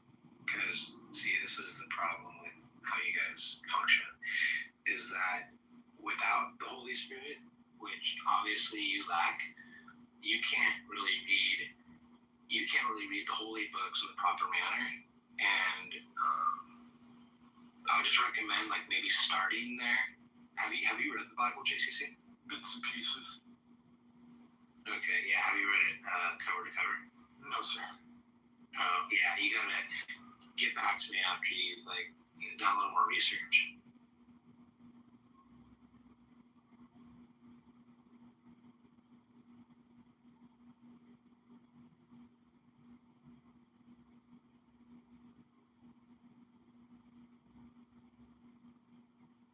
Why is the Bible so special? It's God's book. Who wrote it? Well, what do you mean by who? So, when you say right, what do you mean? Well, it's a book, meaning it has words on paper. How those words on paper come about? Well, see, so when you say come about, can you explain that? Yeah, I can write a letter. You give me your address. I can send you an email. The email comes about through the computer programming that sends the. And then but I can write a letter to you about your address and your email and your. I have an envelope with a stamp. I can write you a letter, and it comes about through my cognitive ability to take what's in my thoughts in my head that I want to convey to you, and I can have my motor neurons move my hand in a way to where I'm trained how to either write in print or cursive and put down on paper through the ink of the pen that touches the paper that put onto the paper, and I can mail it to you, and that's how it comes about. So the same way that letter gets written, the same way the Bible gets written. Okay, there you go. See, that's the answer. That's how it came about. So human beings wrote it. Well, yeah, human beings had to write it because of the medium within which it exists, right? So the essence of the message is only conveyed by animals, and humans are animals, and so God, he didn't necessarily speak. That's kind of like a symbolic term that a lot of Christians like to use. I don't personally. But what he did is and I can't explain the mechanism, kind of like some of the blank spots in your understanding of computers and technology and transference of information and things like that. I can't answer that for you right now. I'm not an expert. But what I can tell you is that because of God's inspiration, the hands of man did in fact back, write the letters that God wanted to communicate through. So yeah. All right, cool. Inspired. Yeah, so so far with we're their beliefs. yeah, we're on the same page so far, right? Yeah, cool. So to speak. Yeah. Yeah, so you agree with me so far. Yeah, inspiration is a wonderful thing. Yeah, so we agree. We agree. It's inspired. Yep. Yeah. Do you have any other questions? No, I'm good. About to go to work here in a minute. All right, well, I'll pray for you, JCC. And like I said, I recommend just picking that book up, looking through it, go cover to cover. Once you've educated yourself a little bit more, then maybe we can have more substantive type conversation. Right on, man. Will do.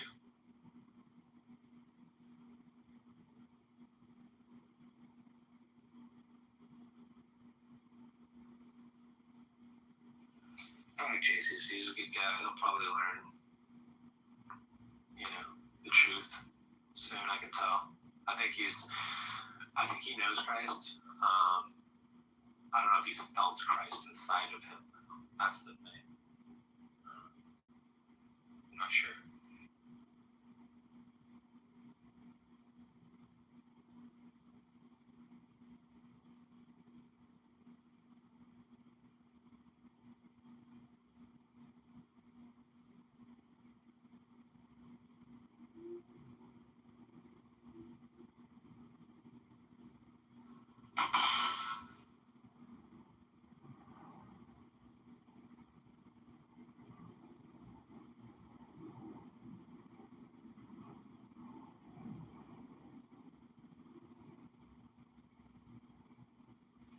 Tigger, are you still a Muslim?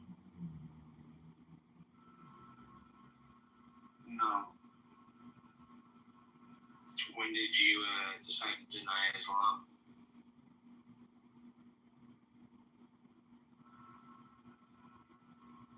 I'm not sure what you're speaking about.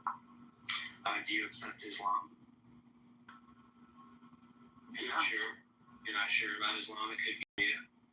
Right. Okay, cool. So what are the strong points that you're considering of Islam that make it something you should consider? The strict adherence and applicable logic in its worldviews that have existed.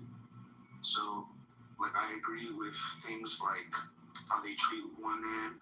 I agree with things like what they expect out of families and how they're raised culturally.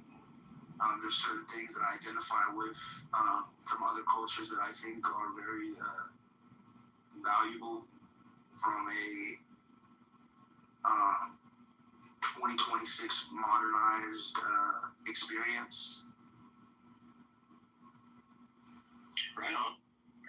Care to go into any more detail? Like what specifically? Can you give me something that I can measure so I know how it applies to civics or I don't know, international relations or environmental health or something like that? I'm slightly attacked, confused, Diego. When you say you respect the way they treat women, you'd be referring to stuff like when they throw battery acid in the face of gun girls for exposing their angle? Well, I specifically use the word applicable pertaining to modernized society because I understand that, words that have existed throughout different time periods are obviously going to have things in it that aren't going to apply the same, but logically speaking, right, certain things they do, for example, they cover the woman with the hijab, and they have certain rules in place where the woman cannot go out. I think they need to have 4 men or they have strict guidelines in terms of protecting what is, to a woman cherishable. They sort of kind of expose the strengths to increase, the things that make a woman valuable by protecting and providing.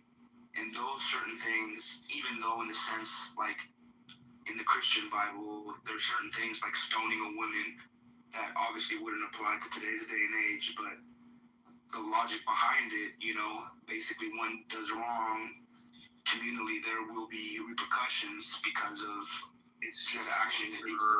It's just to make sure a man doesn't get a boner, right? Let's just be simple about it. Yeah, I mean, in simple terms, you could say that. Very simply put, back then it may have been it may have been seen very differently, but how it applies today, from a logical standpoint, that's logic is still going to exist, even if it's not as dramatic as it was once.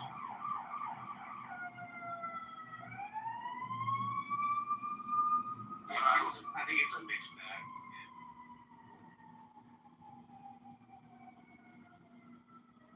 What is about like throwing acid in a woman's face that makes her strong?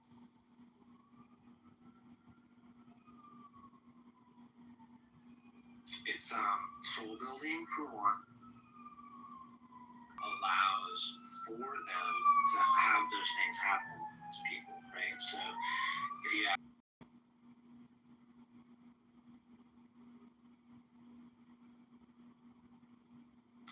You ever seen any photos of this, Diego? Because I have. You ever seen what battery acid does to a person's face? If you believe an indoctrination of morality, right, derived from this book, includes some type of violence, like I just, gave you analogous language with the Christian Bible in today's day and age, then it seems facetious. Wait, hold on really quick. Can you ask your question again, Elliot? I want to make sure I heard. I was just wondering if Diego has ever seen what battery acid does to a person's face.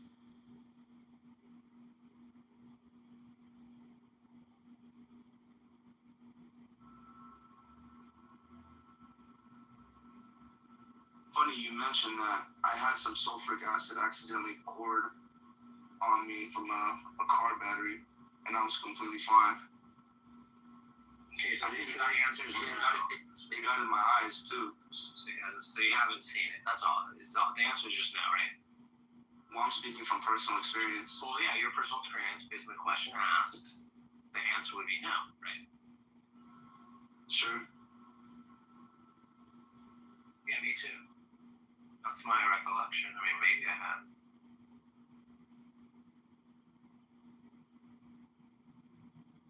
I don't know. Did you see it, Elliot? Did you see what it looks like? Is it battery acid for sure? Yes, battery acid. It disfigures you, makes you look like fucking zombie. There's photos and videos of it. Yeah, it's awful. You hear about cases like this in papers, but I would say, as far as I'm aware, that's not an Islamic practice.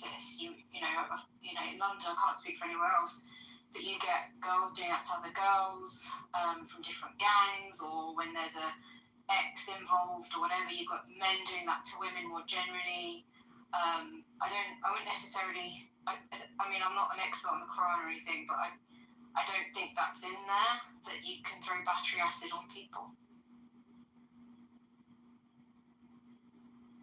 Yeah, but he didn't say, he didn't really talk about the Quran. He said he respects the way they treat women. Those are his words. Yeah, and what I'm saying is I don't think, as a general principle, that's what that group is doing. I think you get people who throw battery acid for lots of reasons, quite often out of jealousy and revenge. And where you get people who have perhaps a more sort of insecure incel mindset, yeah, and that's cross-cutting. You get lots of them who have a Muslim faith, you have lots of them who don't have a Muslim faith. I think that's what I'm getting at. Yeah, no doubt they do it for different reasons. But I didn't say it just for any reason. I said specifically because they expose their ankle. But is that, I mean, if that's the case, I mean, that's just fine.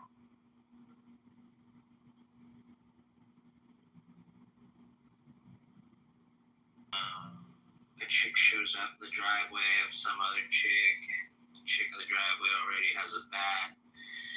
But then she gets knocked out, and she grabs her hair, she pummels this chick in her own driveway, and it was because of what, somebody said. Yeah, of course. I mean, I could draw the same conclusions. If, let's take there's a black girl who attacks another black girl, and they both happen to be from Nigeria. Oh, that's what Nigerians do. No, I wouldn't. It's okay. That's a horrible thing to happen. I wouldn't try and what's the psychology behind it? What's the motivation? But I don't know if I'd say that is a rule for that group. Right. Yeah, because if I were to do that, I could just go on one Instagram channel, hopefully one that I'm not following because I don't get feeds like that, but I guarantee you I can find one that regularly shows white Christian Americans just acting absurdly racist and or violent and or tribal, against one another. But when I go, see, that's all of MAGA.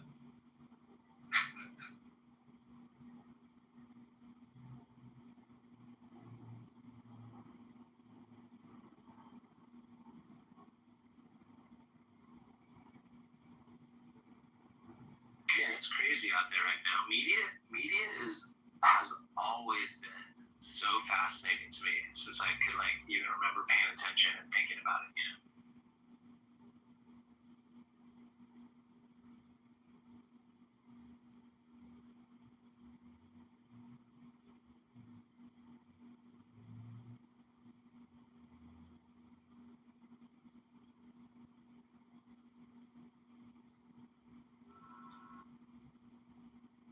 Yeah, I agree, and that's why sometimes these religious conversations can get a bit stale. It's always a sense of one-upmanship, And I honestly think that when people do sort of conform to their religions in a peaceful way, most of those people are just ordinary, decent people. They don't wish harm on anyone. They just go about their lives.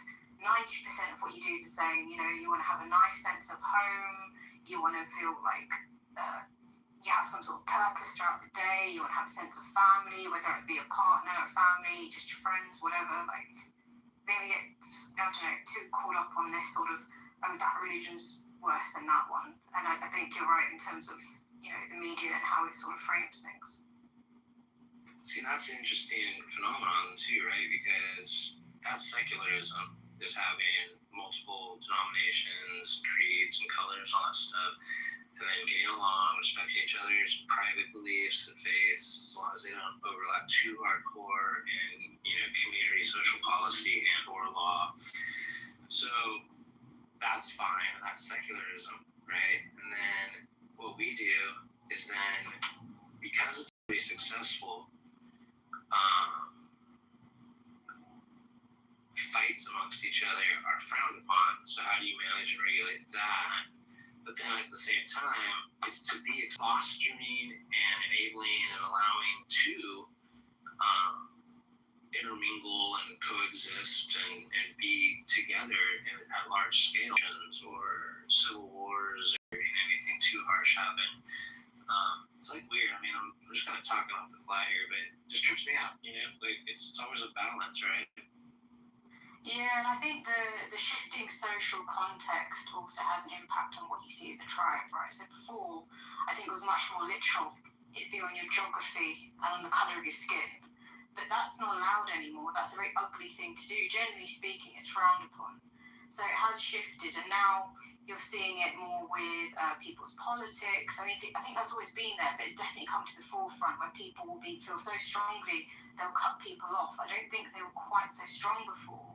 Even neurodiversity, that's another really popular sort of tribal grouping now, and obviously LGBT's been around for a while too, and it's strange. We always have this need to have a tribe that acts that we use to virtue signal with. I find that interesting because that's ultimately what people are trying to do here. Their identity, they feel seen, they feel that they're special, and somehow they need to get that out there to the world. And it's I don't understand why people, everyone is unique, but we don't always need to feel special all the time and have people recognise that. Yeah, it sounds like it, like, to me, it dilutes it anyway, if you have that as your mantra, you know, like, I'm so unique, you know, let me tell you all about it, and show you all these other people that think like me too, or something, I don't know, it's weird. Agree. So when I hear people on here talking about people being, oh, you're such a normie, it's just like, oh, really? That's the personality you're adopting? I remember that being popular when people were in secondary school, you know, trying to prove that they're otherworldly and a bit sort of out there and a bit sort of misunderstood. It's like, that's not a personality. That's just being an arse. Or if they're not an ass, and it is, you know, I felt out of system, always kind of stood back and questioned from the perimeter of the room at the party when I was 5, like, whatever, you know, but I'm not an introvert, turns out, you know, like you could, there's all these different variances of this shit. Yeah, it's crazy. There's a lot. I think human minds are super powerful. I'm always like, and they're so powerful that it scares me. Talking about fear-based, when I see what's going on in politics in the world right now, and I guess I'm just new to paying attention this much because a lot of people seem to just kind of be lax about it and just kind of shrug and go, oh, you know, the world is how it is, and just history repeating itself and stuff. But I'm like, I don't know, it's been stressing me out a little bit. Yeah, but I think that's over time because we've been encouraged to always express ourselves verbally rather than process and actually drive change for ourselves. And I think that's really frustrating.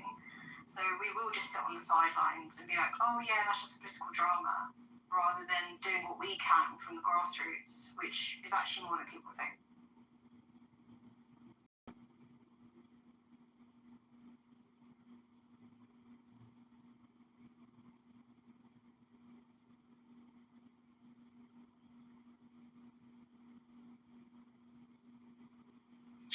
Yeah, there's always something you can do from where you are, I guess.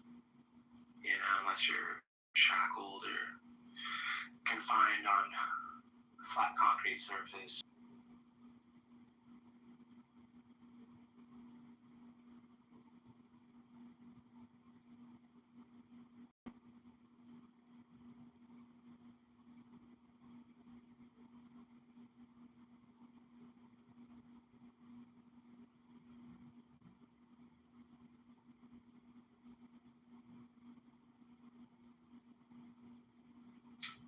Nadia, are you familiar at all with Western politics over here? Any of the language, law stuff, legalese? Probably not. Go ahead. Just like the policy. So, interestingly, Israel's level of like threat based on our own, you know, whatever system we use is like threat levels. Say it's like, you know, green, yellow, orange, red, or whatever. It just increased like within the last couple of months, and then or a few maybe. And at the same time, we're also processing this NDAA Section 219. It used to be Section 224, which blends Israel's military with the United States military on multiple levels: intelligence sharing, weapons building, contracting, access, distribution, everything. So much shit. So those are two contradictory moves, in my opinion. And what it makes me suspect is that it was rushed, because I think they were gonna do the 219, 224 thing. Originally it came out as 224, and then it shifted to 219 in the last few weeks, actually, which is strange to me as well. So all that movement makes me a little skeptical and causes me to think there's like some protocol triage that they're doing on that particular official declaration, simply because obviously if we're that close and no one even gets that, and then simultaneously that threat increased, that just makes no sense to me. Makes no sense. Now, anyone who's more educated on this can let me know. You're talking about the threat of them to the United States, or you're talking about the threat travelers going there? What kind of threat are you talking about? Well, the level of the threat on the system that I guess monitors their threats, like either espionage type of deal, spy activity, whatever, the stuff that I don't know about. But some kind of domestic threat. I'm not going to say terrorist because I don't know if that's the classification, but Got it. Okay, yeah, I don't know about that part of it, so I'll have to look into it. yeah, I just found that interesting. And even if that wasn't on the table, right? Let's just take that off the table. Doesn't even matter. You're like, what the fuck? What? I mean, I think that kind of might make sense because you're talking about two different levels and that kind of decision making, and then he tries to commit a terrorist attack. So I think, that does actually make sense to me. You're just talking about the different levels of society. Yeah, it may be that. You're right. It may be different structural, application because it's talking about populace or citizenry or something versus, national security or something. Like in that sense, that's like the government buildings or our fighters or our thinkers or something. Because, I mean, I can't speak for the US, but in my space, I see that all the time. So behind closed doors in the national security space, it's a very different picture to what the public will see in terms of a lot of outward policy. Obviously, in this case, you've got two policies that are sort of more publicised. I don't actually know how much attention people are paying on sort of to these things on your side of the world, but I tend to find in the UK quite often things do get missed, and it's only when you're sort of working in these spaces that you see sort of the different signals that are sent out, which on the surface do appear contradictory, but there's actually a system to them. Oh, for sure. And that's why the media thing and how things are framed as well. Exactly. Like if we know about it somehow and it is happening, that's why I say even officially, right? It's not like it's it's not like, oh, well, all of a sudden Israel and the U.S. joining forces militarily. Like that's been going on for decades. It's just like official and being publicized or desensitized. That's fine. Just acknowledging it. I don't know what it means. I'm sure it all lines up. Makes sense. I mean, if you just look around, I could always just say on any given day, hey, it works. Look, it worked. Look. Yeah, I agree with that. There is a lot of justifying why it's worked or why actually we knew it wasn't going to work or how actually this is still progress and this is the way it had to be. It's not too dissimilar to some of the religious talks you've had, actually.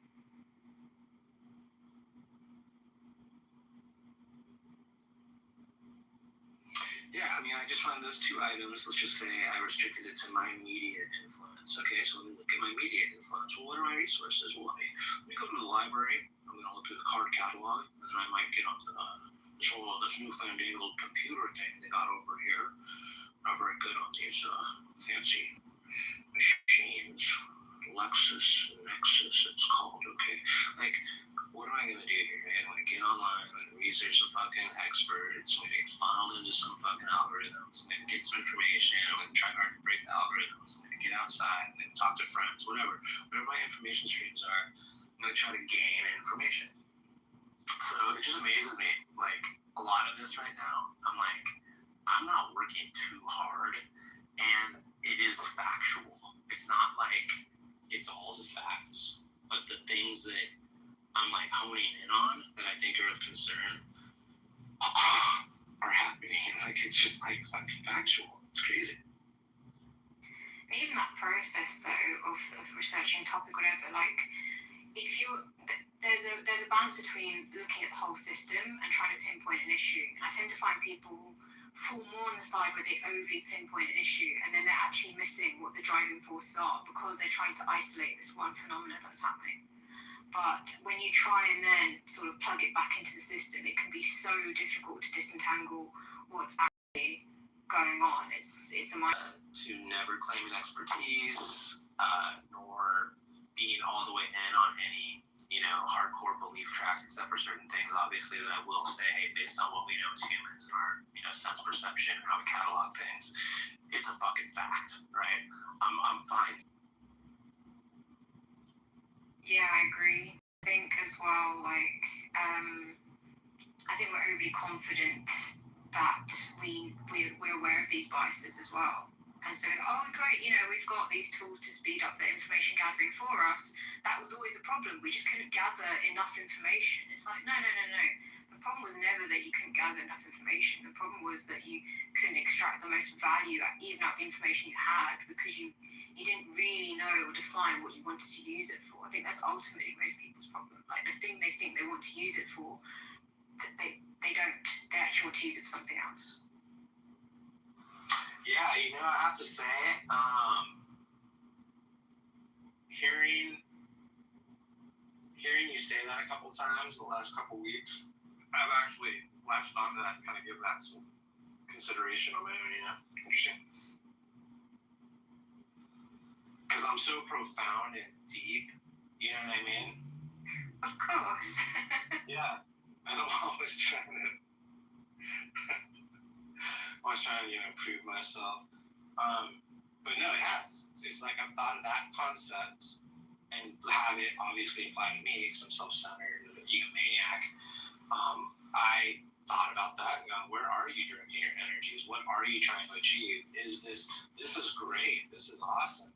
Is it being utilized properly? Could you enhance that to a better end,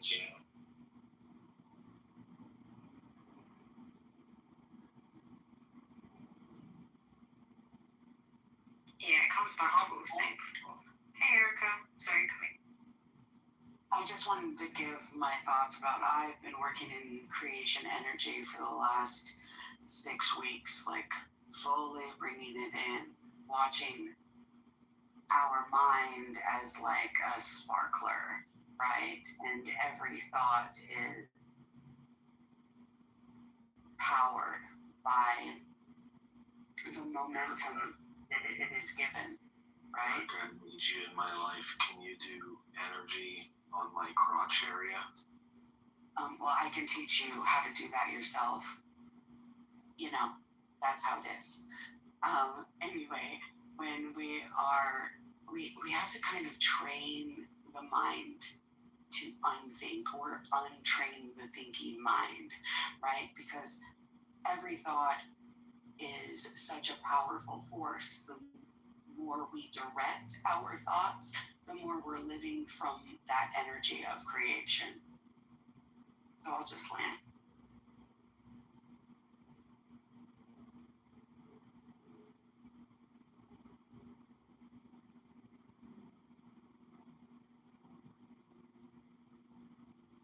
What's an interesting one is thinking about how sharks have been around longer than trees. I always find that interesting to throw out to like the theist community and see how they deal with that, because it really gives you some perspective, I'll just go back to the creationism thing.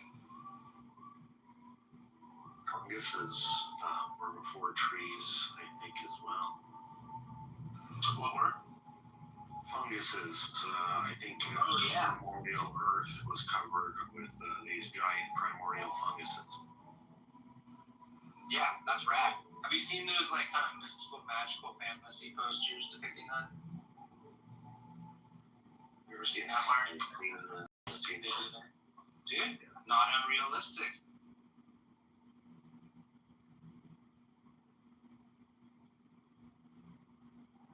Speaking of evolution and abiogenesis, there was actually a really interesting development last year in abiogenesis where forever they were saying that one of the steps they thought was the meteor impact because they knew that the prebiotic elements were in outer space, but they didn't think that they could survive the formation of the planets and had to have arrived later through a meteor impact. But last year, actually a black Muslim guy from Sudan, a scientist who works at Max Planck in Germany, had a groundbreaking study that found a protoplanetary disk that's spitting out planets with those compounds already in them. So the whole meteor impact thing, gets removed from the equation. Yeah.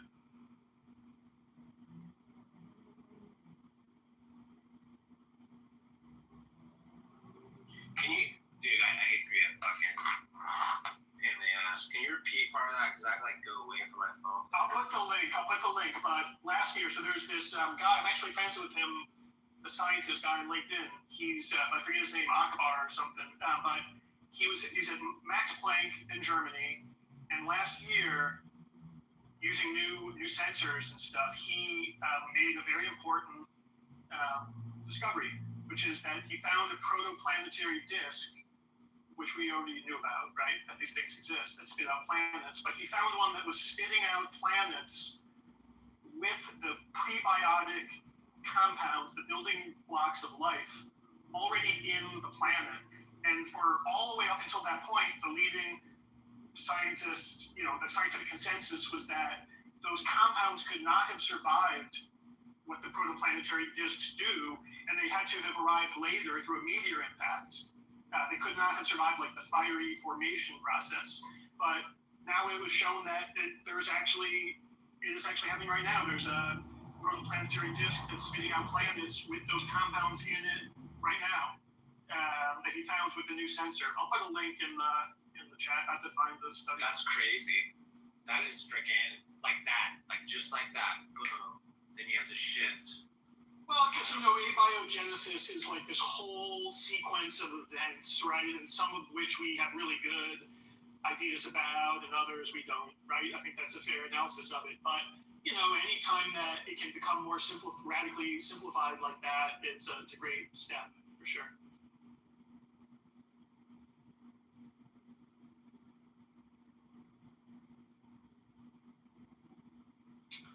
I've even heard, unless I'm mistaken, that we can identify gas to a degree around distant stars or planets to determine, I guess we move planets, to determine whether or not there will be relative at all to or similar or analogous to. Yeah, a lot of what they do is sense for like emissions, basically. Is that what you're saying? Like a lot of what this. Yeah, without trying to say like humans would produce on planet Earth, because I don't know what level it is, but it sounds like there's some truth to that. Well, all I'm saying is there's truth to the fact that that's one of the methods is to look for signatures, like to assume that the life there might be like the life here, which is a big assumption, right? And to look for the similar types of emissions, basically. That's all I'm agreeing with. Which could be just from that point of view, like not even anything that they've constructed, or talking. It would identify places in the universe for them to try to dig in further. I think that's the idea. Yeah, and so far they haven't come up with anything positive in that regard. Right. Yeah, that's fascinating to me. Like we're to that level that if it came up on the scanners, you can start putting your bets higher on there being some kind of like animal type thing, or at least something that could, I guess, produce an off gas from production or transportation or some kind of industry or. What? Like, what are we even talking here? See, that's what trips me out about it. Yeah, I don't know. But at least there is something to it. I just remember hearing something, I didn't know much about it, so. Okay, so I put the link. This is not the study, but I'm guessing that this link probably has the actual study, but this is more of a summary of it from Max Planck, like from the Scientific Institute. So this is what I'm talking about.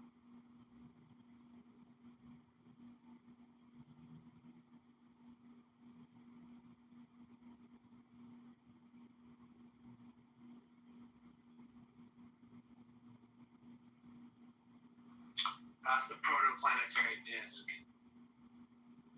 right? Yeah, Yeah. Like we already knew that planets are formed by these disks that are around young stars, basically, and that's how planets are formed in the universe. So that's been understood for a long time.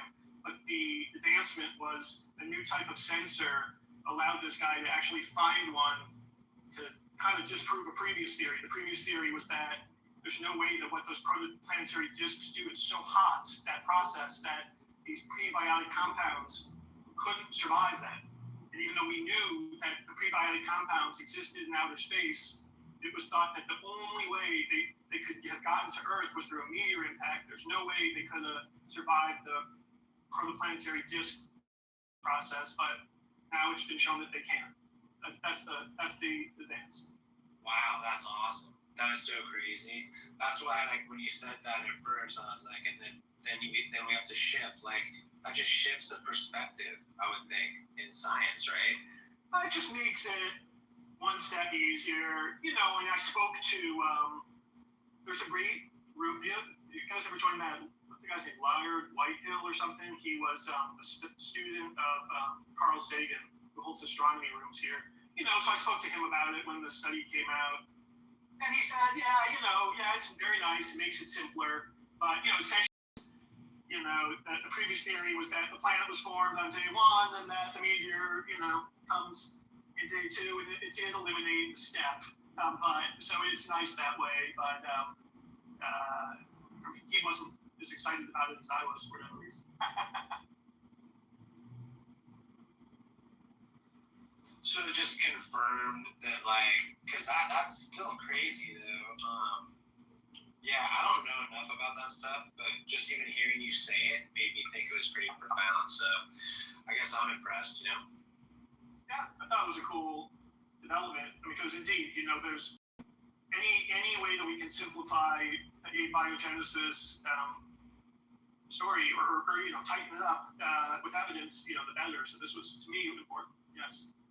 Yeah, it kind of just confirmed already what the pathway was going toward a little bit better. It's pretty good. Right.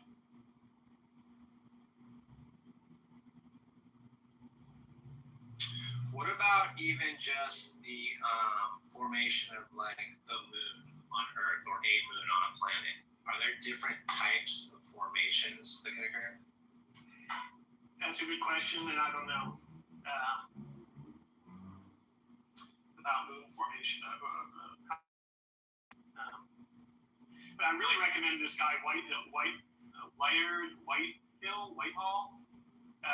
He's very old, but he opens rooms kind of late at night, East Coast, U.S.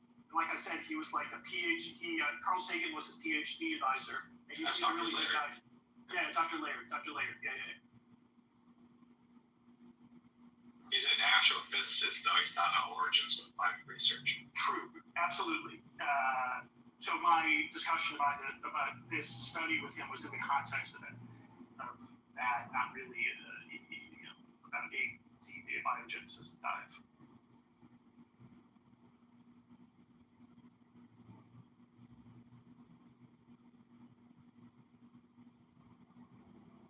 It's funny, I don't know, like last week or whatever, I was hanging out in his room, and I asked him, like, his rooms are always titled, like, ask Dr. Larry yours, quote, stupid astronomy question or whatever. So I asked him, so I was like, yeah, I got a stupid question for you. I was like, can you tell me something that typically only an astrophysicist would know, that the reasons why the Earth is not flat, why it is a globe. And then some people that I know came in the room, some flat earthers, Brandon came in, and they had like a little chit chat about it.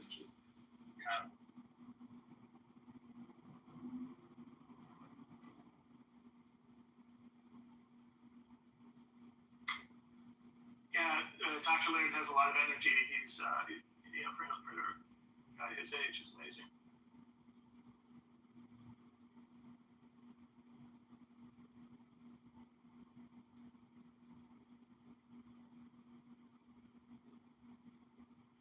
Basically, Dr. Larry was asking Brandon, okay, the sun, when the sun sets, Where does the sun go? That was like the basis of his.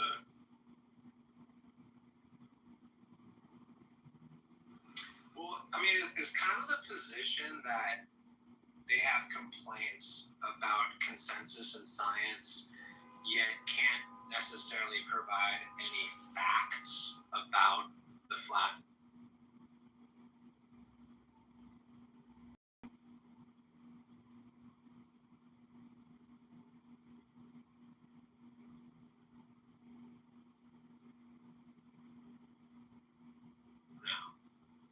Right? They can't. Then they go somewhere else. They want to fight me, like I'm the jerk.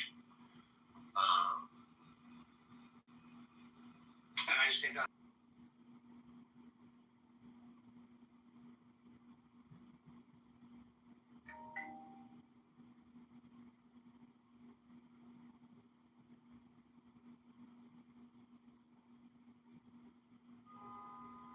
Elliot, how been a creationist?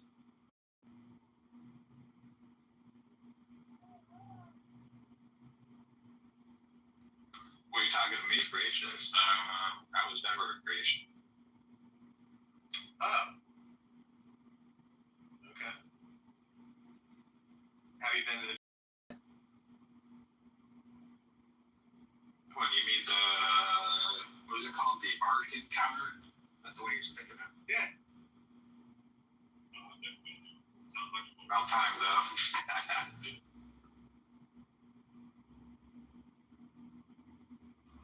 You might find yourself pleasantly surprised.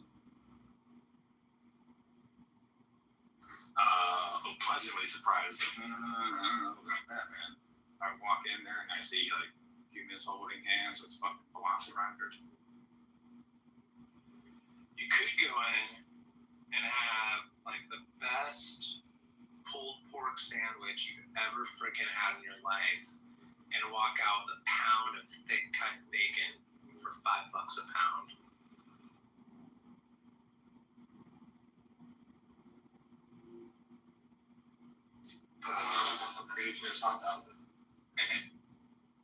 I'd be pleasantly surprised if that were the case, but I doubt that's gonna happen. I don't know, man. I don't get it. That's a lot of money, and it seems irresponsible. It just seems like it keeps things goopy.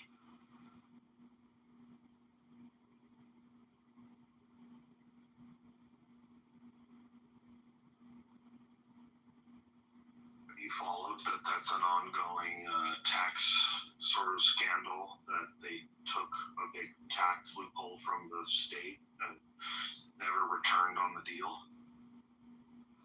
Oh, really? Wow. Well, I mean, I don't know what. It's what's his name? Ken Ham. Is that the guy? That's the guy, right? Ken Ham saying, just follow Hammett Meta and some of these other, atheists or whatever. They've covered this. It's insane. It's absolutely insane. What they agreed was that they got some tax loophole to pay for this land that they got all this on. They said, yeah, they're gonna make all this money. They hyped it all up. They're gonna make a windfall. And like year one, they were already like 50% like at the projected amount, and then year after year after year consecutively have been diminishing returns. It's crazy. Yeah, and I mean, some people it's just what's weird to me is like even in movies and TV shows forever since I was a little kid, I've seen people make fun of Christianity. Right? Like it's been like the butt of jokes forever, which is just so amazing to me. And then they're miseducating people, they're taking advantage of people, pushing some agenda that's based on LARP and fiction, and then they hit a wall. I'm like, damn, it's a fucking weird story.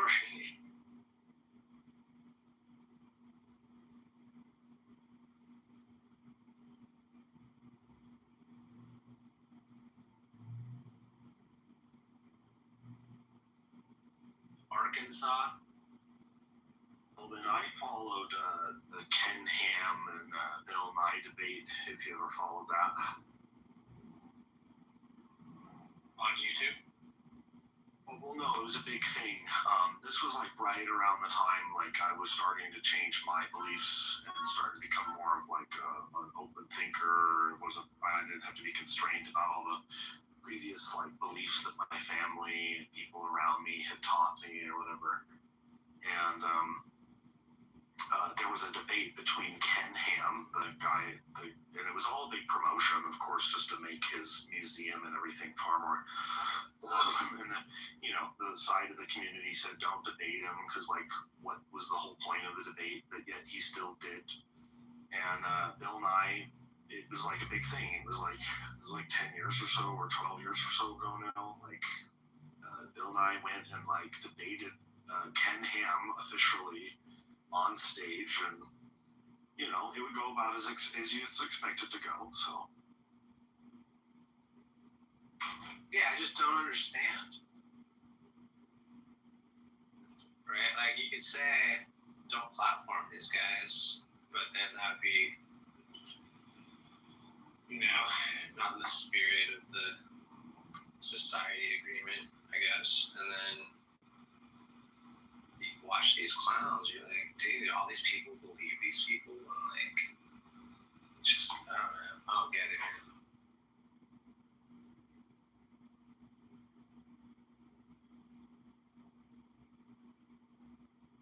At least, TPUSA has been getting exposed and kind of shut down just for it being itself. And that's interesting to me, that whole phenomenon. That's a whole, I don't know if you know anything about that. no, probably, I guess. Well, that's the, like, Charlie Kirk, Erica Kirk organization that has been trying to get, I think it goes into high schools. I know it's colleges. It's young, it's youth and teens to young adults is kind of their main focus. And so I know you know who Charlie Kirk is. I know you know who Erica Kirk is. So just that alone, the fact that our White House talks about those people and does things with them and for them, wild to me. And so their top organization that they're affiliated with and built, supposedly, on some level, taking big hits and getting exposed for just being scammers and losing support and having things be shady because of what happened with Charlie and all that shit. Just all of it. If you just look at it as a whole, I'm just like, what the fuck? Like, what is going on? This is so crazy to me.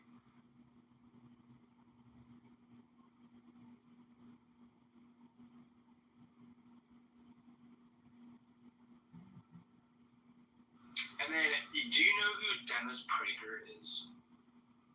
Yeah, PragerU or whatever, yeah. Did you ever see him debate, like, Hitch? Yeah, I've seen him several times. Yeah, I know of a few of these guys, yeah. Mm-hmm. Yeah, so see, you have more of a scope of understanding of how Dennis Prager rules than a lot of people would if they just crossed PragerU and saw some video that does not feature Dennis Prager at all, and it's just like some, goofy, model-esque Mervin's Christian guy or something,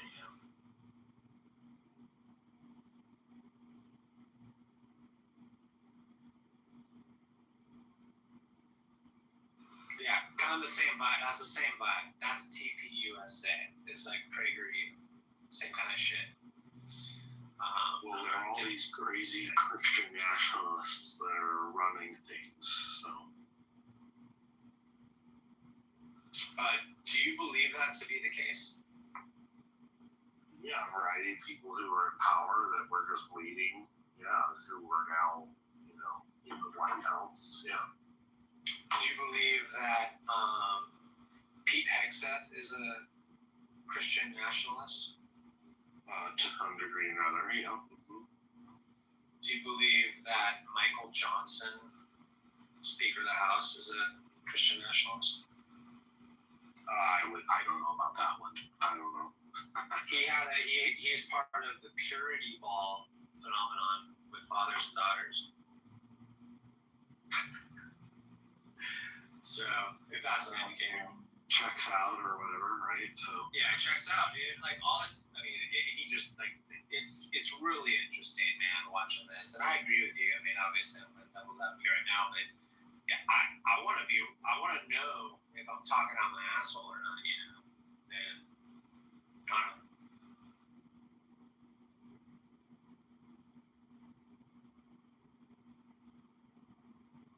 Yeah, it's kind of crazy. And that whole thing that I told you guys about earlier, that 219 clash, yeah, it's just a contradiction at face value in media to me. That at its like, at the least, it's at least that, and that's concerning.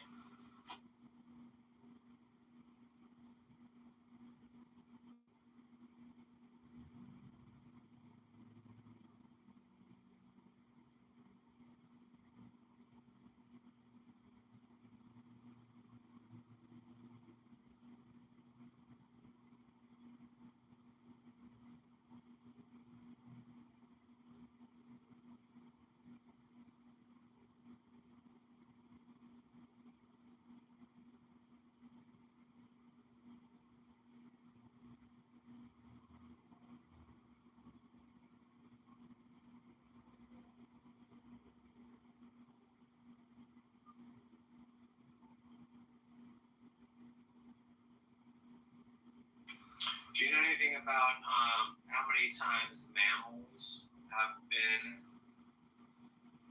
to and or fro land and back?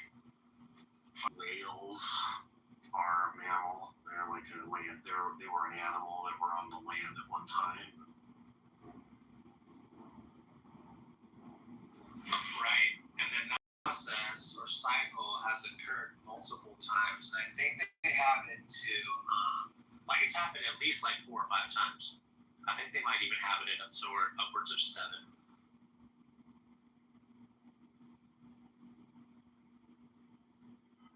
If I'm not mistaken, I'm going off of memory. I could be fucking fucked in the head, delusional.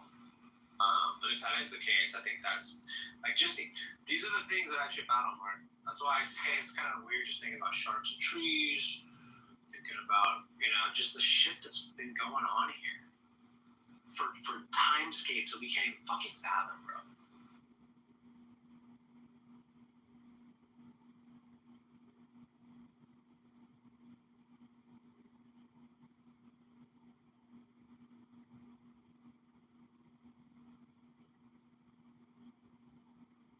Yeah, well, I try to wrap my mind around it. They try to, there's ways of visualizing these sort of things. Lately, when I'm trying to think about like square footage of a house or something like that, I have to ask like how to visualize that in some way.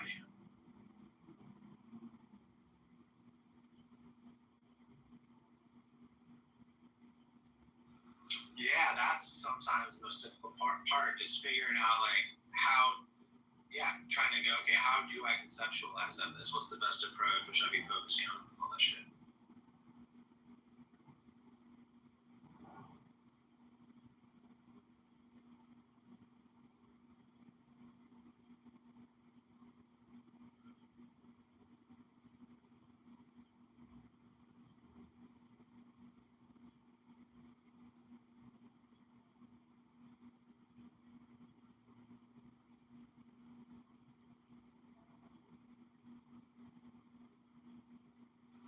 Mark, do you know who Linda Carter is?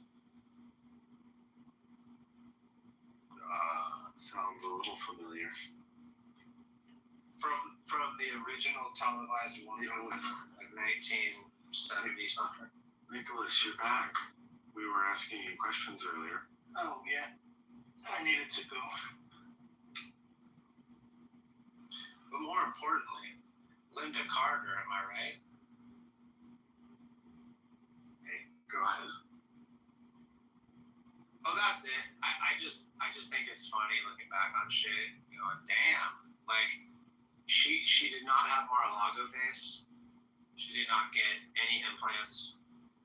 I don't think that in that era she would have had a boob job. I don't think so at all. Yeah, just interesting. That's just in like 40 years, you know, or whatever. Yeah, it's getting trippy, dude. All the AI shit and all that.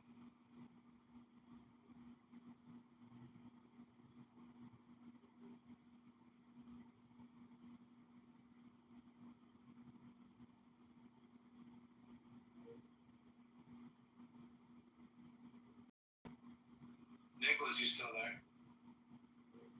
Yeah, I'm still here. Nice. So did you when you left and everything? Did you rethink your life and consider becoming an atheist today? No, I was boxing with my wife. You were what, boxing? Yeah. Oh, nice. Do you guys train together? Yeah. Sweet. Were you guys just light sparring, kind of tapping and stuff? No, I was just holding pads for her. Oh, cool. Right on. Nice, dude. So with regards to the God thing, what was the convincing? Is there anything you could share that you think would be convincing to us, or is it just personal? I mean, I don't necessarily think anything would convince you guys. Oh, that's interesting because. But that would just be an assumption, right? Well, here, look, you're Christians. You already believe in gods, and I think that you could be convinced that there's actually 17 gods. I'm not so sure. Why not? You already believe in one. Yeah, but I only believe in one truth, in one light.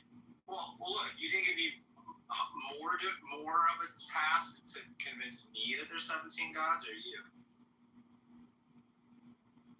I think you. Why?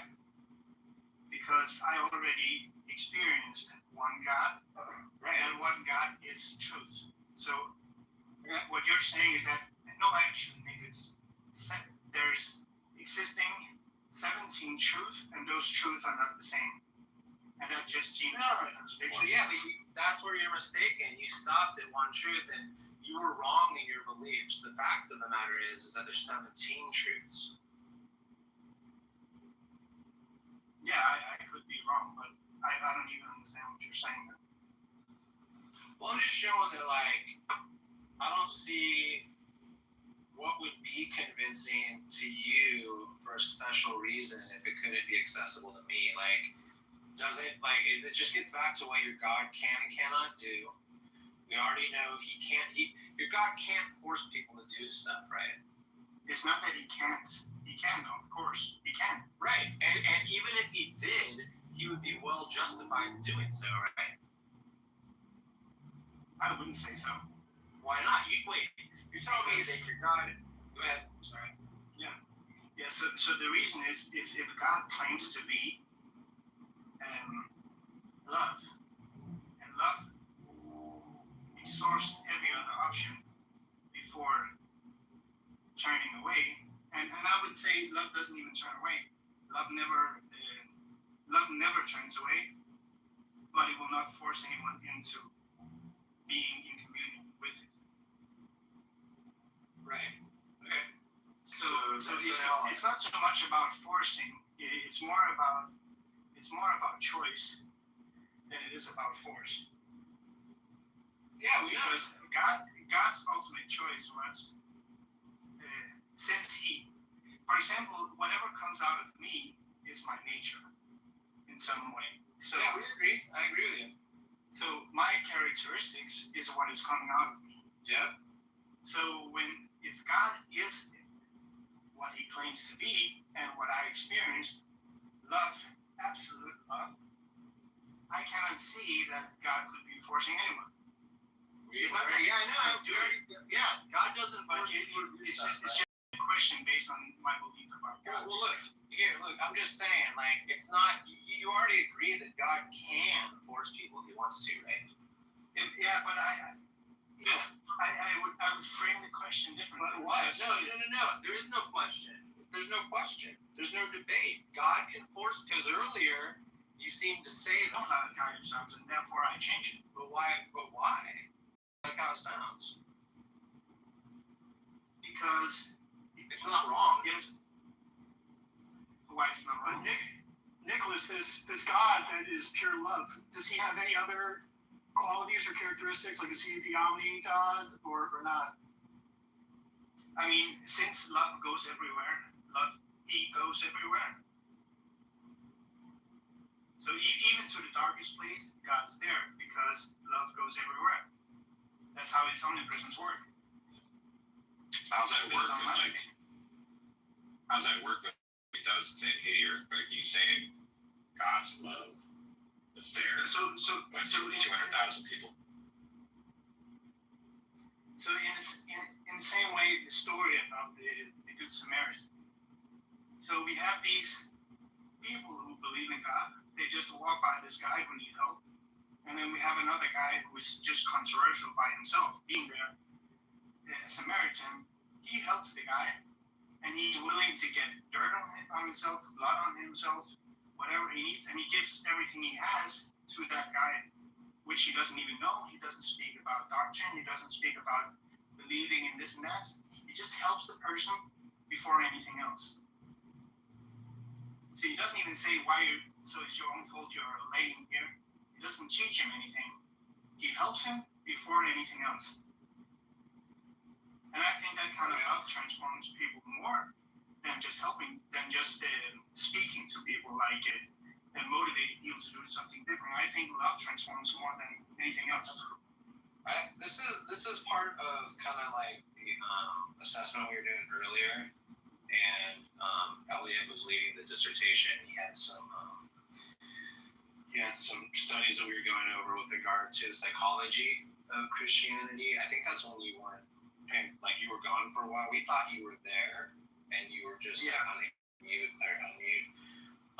But it's this falls in line with what that study was showing. It's interesting.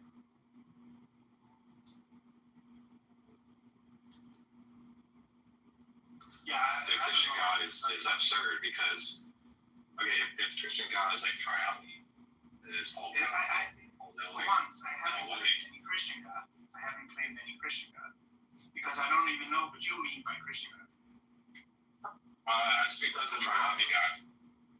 Yeah, but triune God doesn't mean anything if you don't. No, I didn't say triune. I said triomni.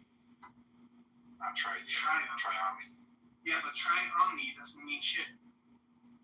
It does mean something. It means God is all powerful, all knowing, and all loving, or perfectly good. Yeah, but how do you come up with that concept?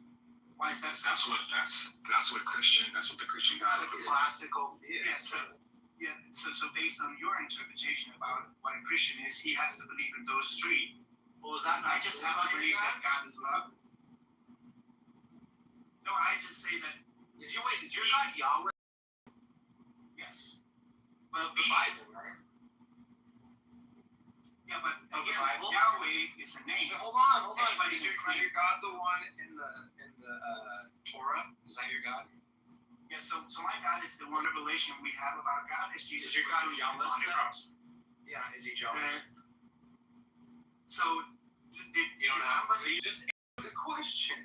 I'm answering your question, but you refuse. Okay, I'll mute up while you answer yes or no. No. Okay, so your God is not jealous. Okay, that's cool. So you don't. That's fine. What would he be jealous about? You tell me, dude. That's how he's described.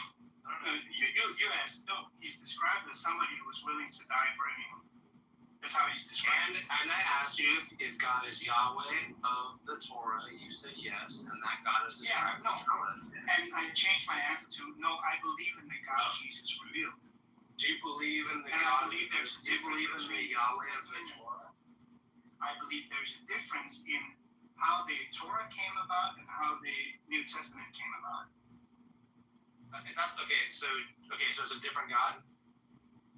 No, it's not a different God, but people have different opinions about God. Is it the correct way to interpret who God is through the Torah? So the correct way to interpret the Torah is through the and Torah, New right? Testament is through the cross. No, it's not through the Torah. Oh, It would do be I have to wrong. read the Torah to understand who God is? No, No. Okay, so all I have to do is read your book. my book. No, you just have to read Okay, that. I don't need to read it. It would be. So, for example, for you to know me, would you have to be reading a book about me or say hi to me? I'd have to know you, talk to you, probably play ping pong, drink beers, and shit. So that's how you get to know somebody. You don't get to know somebody by reading about them. Yeah. Okay. So do you know God? Yes. Okay. It's how they came to faith. Yeah. So you know God, not so, but it's the same God. It just happens to be the case described in that book. Yeah. So I believe that Jesus revealed that God. I'm sorry. I know It's like, come on, bro. Like, come on. You can ask me if I believe that the Bible is God's word. Okay, hold on. Do you believe that the Torah is describing the same God that you believe in from the New Testament? Yes or no? Yes. Okay, so Yahweh of the Torah is jealous, correct? No. Oh, okay. Let me just demonstrate. But you don't have to read it. I know the text. Oh. Yeah. Okay, so then you don't believe in the Torah God. Yes, I do. But I don't believe in your. How do you know? What jealousy? Wait, how do you know you believe in the Torah God? Because. Because what? How do you know? How can you tell? How can I've given you things that you disagree with from the Torah. So I don't disagree with the text. I disagree with your interpretation of what it means. No. I just said is he jealous? Yeah, and I said no. Yeah, that's not actual. Yeah, that's not factually correct. Clearly, I'm a jealous God. Oh, okay. So then we have to go. So my hang-up is that what does it mean that God is jealous? He's jealous. When God says I'm jealous, I'm a jealous God, what does it really mean? God doesn't mean what he says he means when he says. That's what Christians do. They take the words Can you and they show change. anywhere where And they change. Well, I mean, we know it's there. This is what Christians do. They take the words, they change the meanings of the words. And so that's the only way that Christianity is true. And I have a very pointed question about this. Why should anybody use the New Testament to understand the Old Testament? Why should anybody accept it? Because of the New Testament's claim. That's why. So the New Testament's claim is that God sends his only son to die on the cross to show who he was. And Jesus, based on the New Testament, is the exact imprint of the God we don't see. So if we want to know about God, we have to. Yes, it is. Yeah. No, it's not. No, it's not. I agree. Exactly, it's not in the Hebrew Bible. Okay, the Hebrew Bible doesn't tell you that you get to interpret its scriptures through the lens of other scriptures. It's not a thing that you get to do. Say that again. I mean, nowhere in the Hebrew Bible does it allow you or say that you get to interpret the Hebrew scriptures through the lens of other scriptures like Christianity.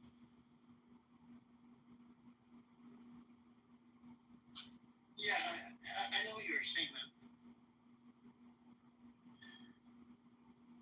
it was done by a God that is pure love, but I guess he lied to us out of love. No. I mean, it's fine you want to, you try to, strawman me in some way, because you're speaking about a God I don't even say I believe in. So what I told you you by now is that I believe that the Old Testament is true insofar it points to the same God, but people in that same in those times, their concept of God is what was written down. So they believed when it rained, it was God's fault. When it stopped raining, it was God's fault. When they had food, it was God's fault. When they didn't have any food, it was God's fault. And when they died in a war, it was because of God didn't let them win. And when they lost and when they went, it was because God told them. But when they were loved, that was for sure God's fault, right? In reality, right? No. So the thing is that the Old Testament. No, listen. The Old Testament had a story about a man who broke away from God. Right? That's how it started. Okay. Based on the Bible. The old story. So insofar. Is it Job? No, we're talking about. Oh, that's the first book, isn't it? No. Yes, it is. Job is the oldest book. It's the oldest. Yeah, it's the oldest book. You're saying that the story of Job is older than the story of creation. Yes. Okay, that's fine. At least as far as it's documented. Yeah.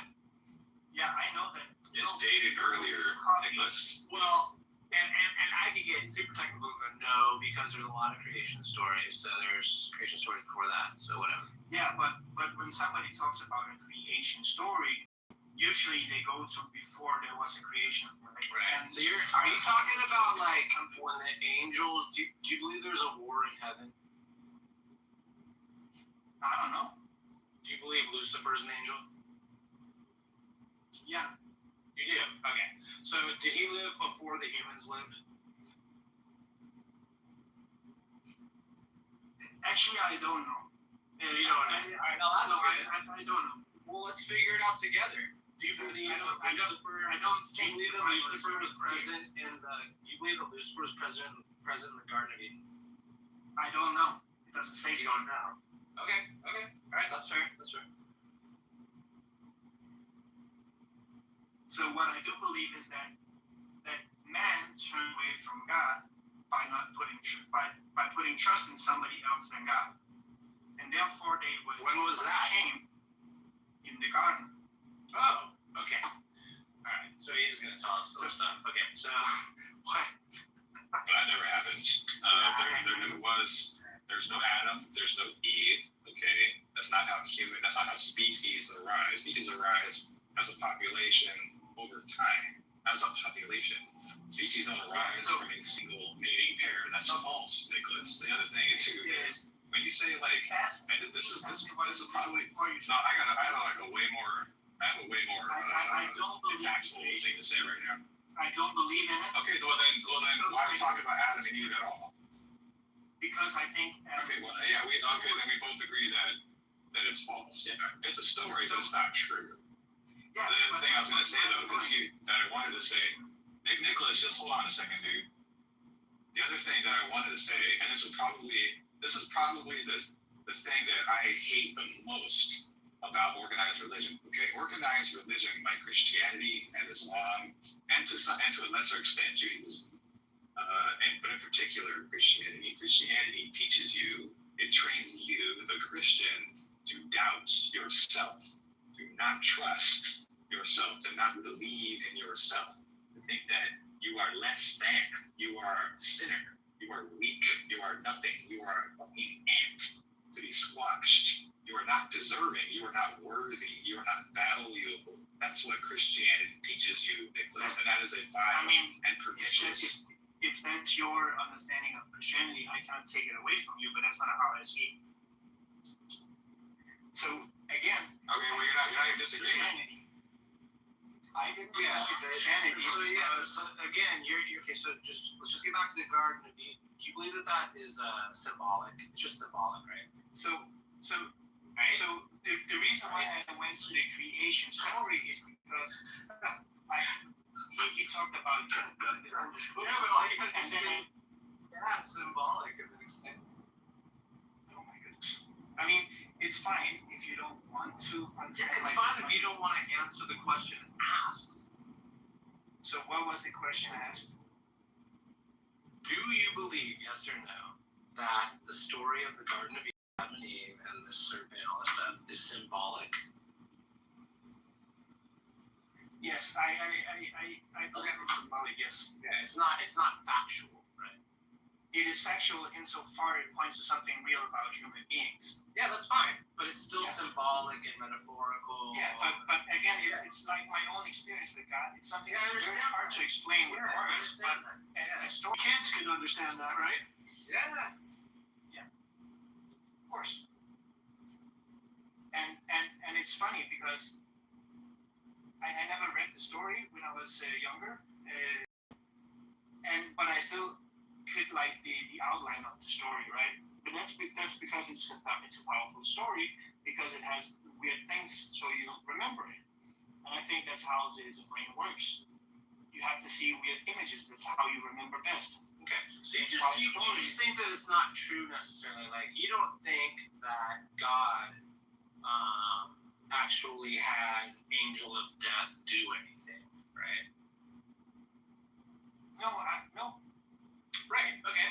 Do you think that God freed people from Egyptian slavery? I'm not quite so sure. I think the Old Testament contains stories, history, poems, and a lot of different. Yeah, me too. But I'm not quite clear on. Yeah, me too. Okay. Do you think that, or do you believe that there was a big, tall building, and in a place called Babel, and that God took issue with its construction for whatever reason? I don't even have to hear that he was jealous, or that he was scared, or that he was angry, or that he had other plans for them. God writes for Architectural Digest, so it's just a hobby of his. Yeah. Like, do you believe that occurred, or is that just symbolic metaphor too, Nicholas? I don't know. That's what I said. Okay. I don't know which parts are history or which part is actually symbolic stories that points to a deeper spiritual truth. Okay. Yours is like, you're kind of more like one of those, like you truly are a cafe Christian. Like you don't even really like believe it to be true. Yeah. So here's where it's different. I don't need the stories to be actual truth. I need the stories to be true insofar it points to who God is.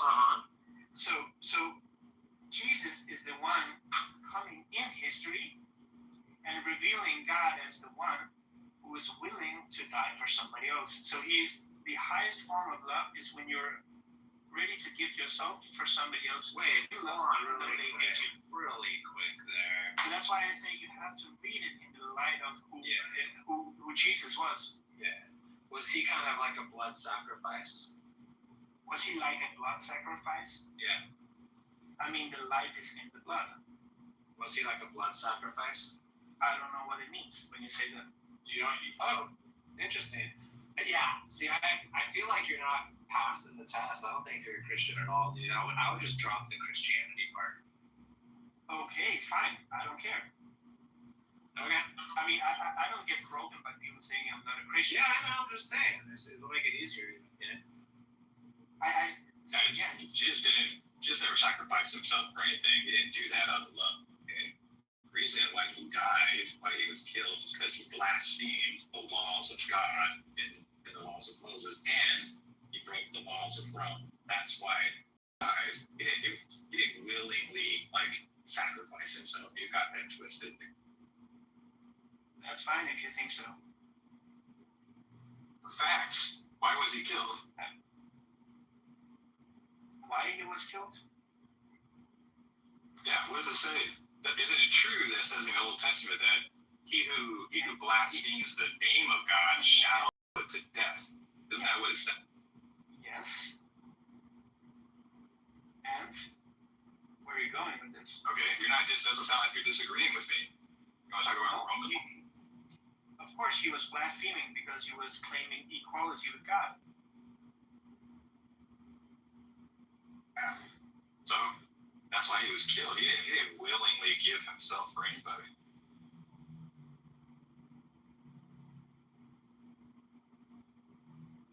I mean, let's let's just stay with the fact that he died, right?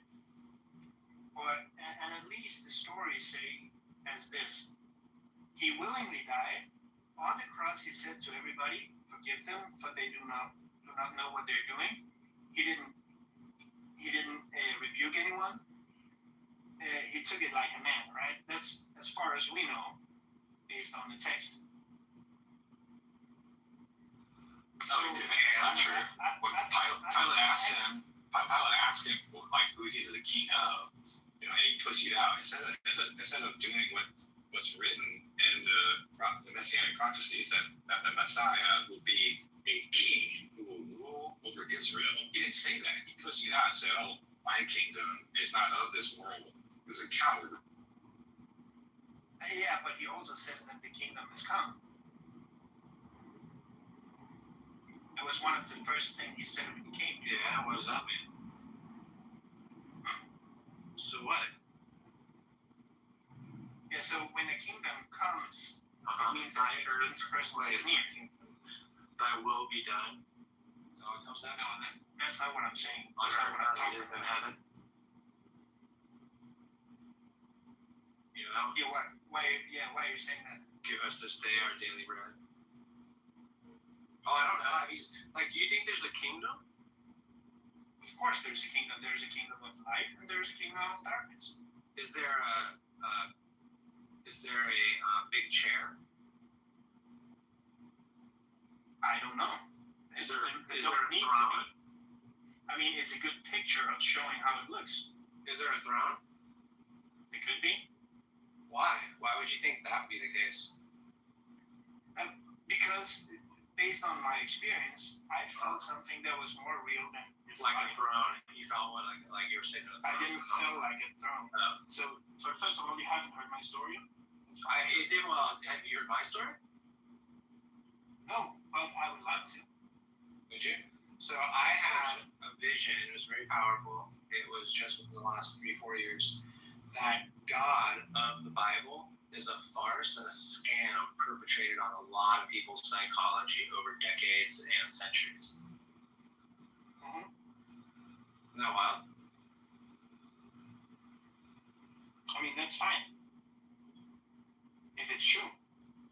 Well, it is true, because you want me to tell you my argument? No, I don't want to hear your argument. I want to hear your actual experience. My reasoning? No, not your reason. I just want to hear about your experience. So you I couldn't explain it to you because it's so personal and intimate and powerful to me. I couldn't expect you to even barely impress you when you were in that moment of time as yourself. Yeah, I had an experience that impressed me. Yeah. Can you give us the most impressive part about it? Yeah, I went to bed and I was led by a light. This light was more personal than anything I tried. It was more personal than a human being. It was God. I just knew it. Not based on force, but based on pure knowing. And it felt like I was being loved more than I could ever be loved. It was the first time I felt this way. Before, so it was a feeling. I like that, dude. That's cool. I like it so far. And it's not the same thing as getting a child or being married. It was a different kind of love. It was a love that somebody knew you completely, but then accepted you for who you really were. It was that's why I can say that God is love, because I do believe that that's who I met.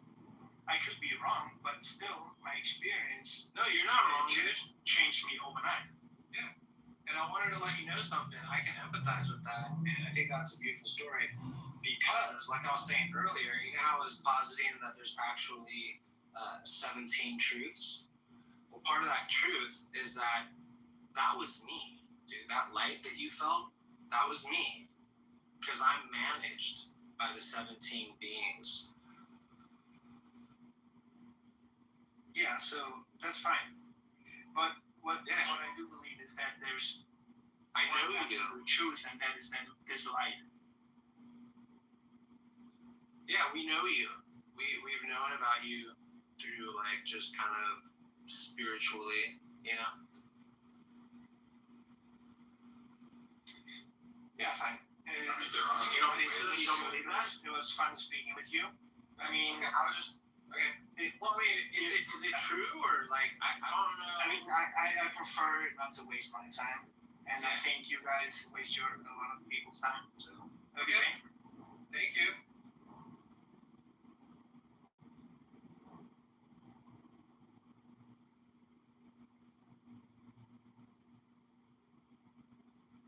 Crazy. Yeah, it's crazy. I tried to be like funny, you know. When you checked out the channel with the Good Liars, you know them, right? Oh yeah, they're great. You remind me of that. You remind me of that approach. Right there. They sing it, dude. I don't. It's like I just don't get it. I guess that's why I say it's arrogant, because of course I'm being arrogant by like being confident in my position and exploiting someone. But if I'm like, I don't want to like say, I don't want to be like incorrect, and I'm not making these weird claims about shit. It's almost like they can't just be like, yeah, for me, and it's like, yeah, I don't think it's really factual, or and like just be more agreeable. It's almost like they always have to like it has to be so real and so special. Or so I don't know. I don't really get it. I don't get it. And it's just silly. You could be a rational agent. You can use rationality. You can use reason and logic and facts and evidence and stuff like this to figure out what's true and what's not true. Instead, they just throw all that shit out the window and go, "Oh, I just had an experience." But if that's all there is, then like any random Joe Schmo can say, "I had an experience that your experience is false," and what does that do?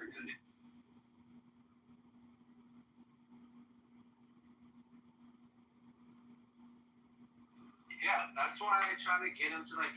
All he had to do is kind of concede and laugh at my joke and my comic strip,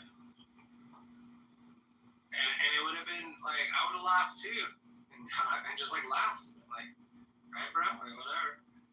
But he's all like, oh, kind of like all like snooty, and he's all, oh, I see how it's gonna be. It's like just funny to me.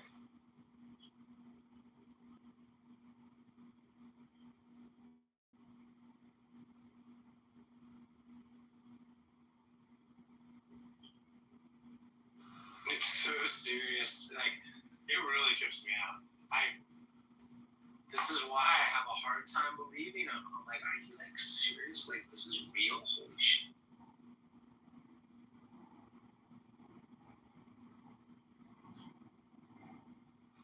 Wasn't it you, Elliot? Were you one of the people that tried to like let me know, like, no, dude, this is the real deal. These people actually do, and there are people out there that really do, even though there's trolls and there's posts and all that shit, people really do believe this shit. Like, it is true to them in their worldscape or whatever, right? Was that you? Who was like assuring me that people actually do believe this stuff? I might have said something like that. I wouldn't say that's true, but all people that claim people believe it. Right. Some do. Actors, posers. Yeah, like the people we talk to on here, even if there are a bunch of actors and posers, right, or just jokers, or like guys that are like on the fence, and it's kind of obvious, but they have to play a role, whatever it is, different motivations. Overall, there are some people that you encounter here that actually really do believe this stuff, for whatever reason it is.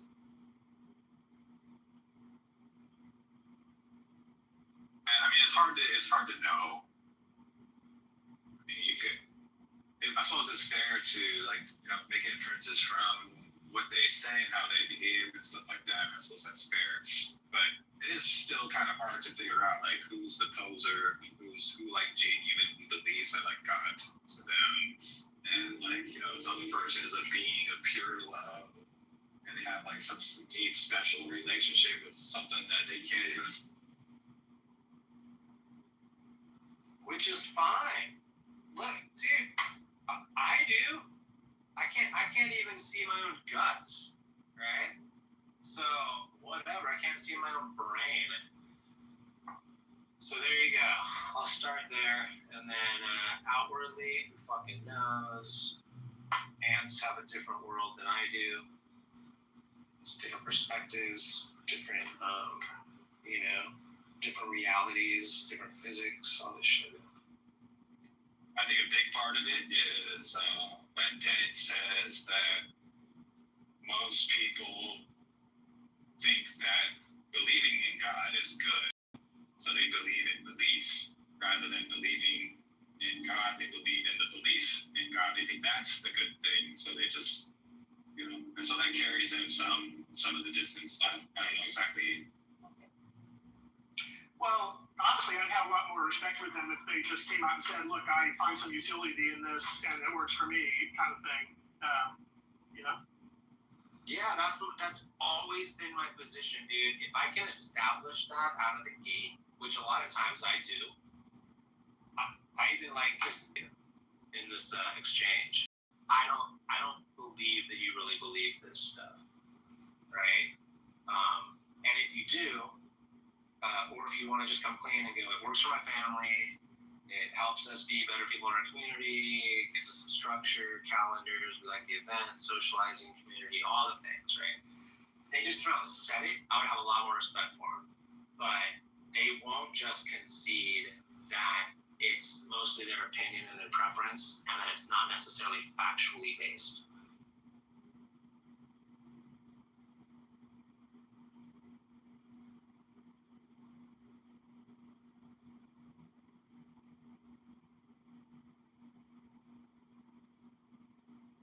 It's crazy. Like, why can't you just concede? I will right now. The stuff we talk about next about afterlives and heaven, gods, divine books or not, their geographical, Genesis, and other topics. These are my opinions. Are you willing to say the same? I'm not saying it's based in fact. I'm not an expert. Are we good on that? And if they don't agree to those terms, it's like,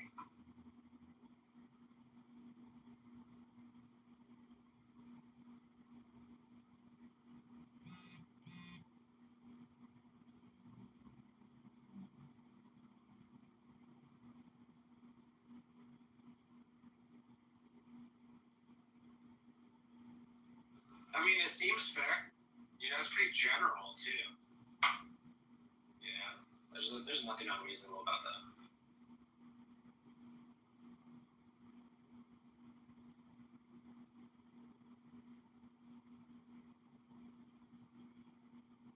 But I guess the issue is that leap of faith is the trick. It's like that's the trick that gives them the utility, so then they can't back out of it or be aware of it even. Wait, what do you mean? The faith is the utility? Well, in order for them to admit that it's primarily a function of utility,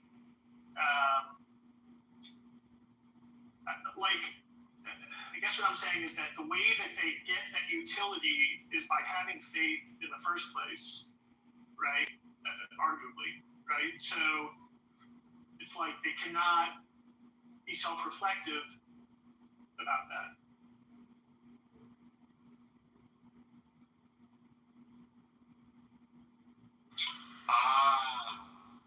Yes. It's like self-fulfilling. Yeah. But that's why they can't just come out and say, I do it for utility.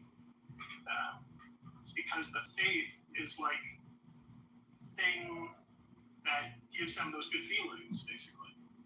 And they're calling this utility, that's that positive utility.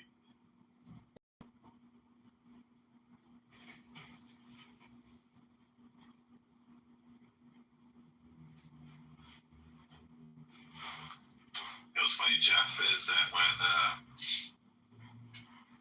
researchers have studied the effects that prayer has on people, and one of the things that we've learned from those studies is that when people pray, the regions of their brains that activate are the same regions of the brain that activate when people people take drugs, COVID, and even marijuana, all manner of drugs. Right. Yeah, I've heard that. As well as the fact that, those near-death experiences are sort of tied to chemical compounds in the brain that are similar to DMT.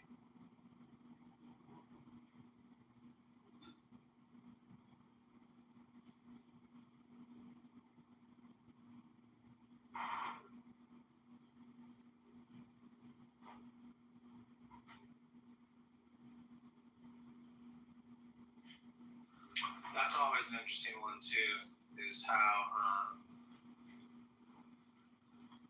God is correlated by people who believe in that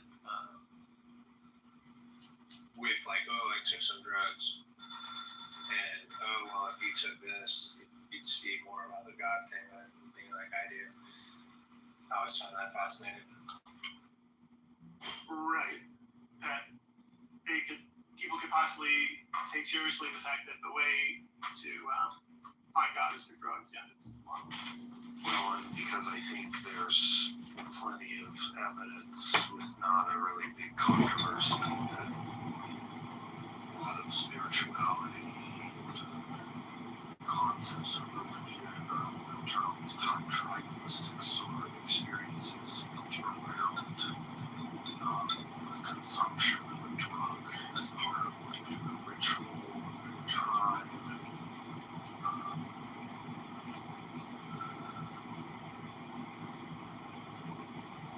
The experiences that you get from the sort of substance, etc., etc. So,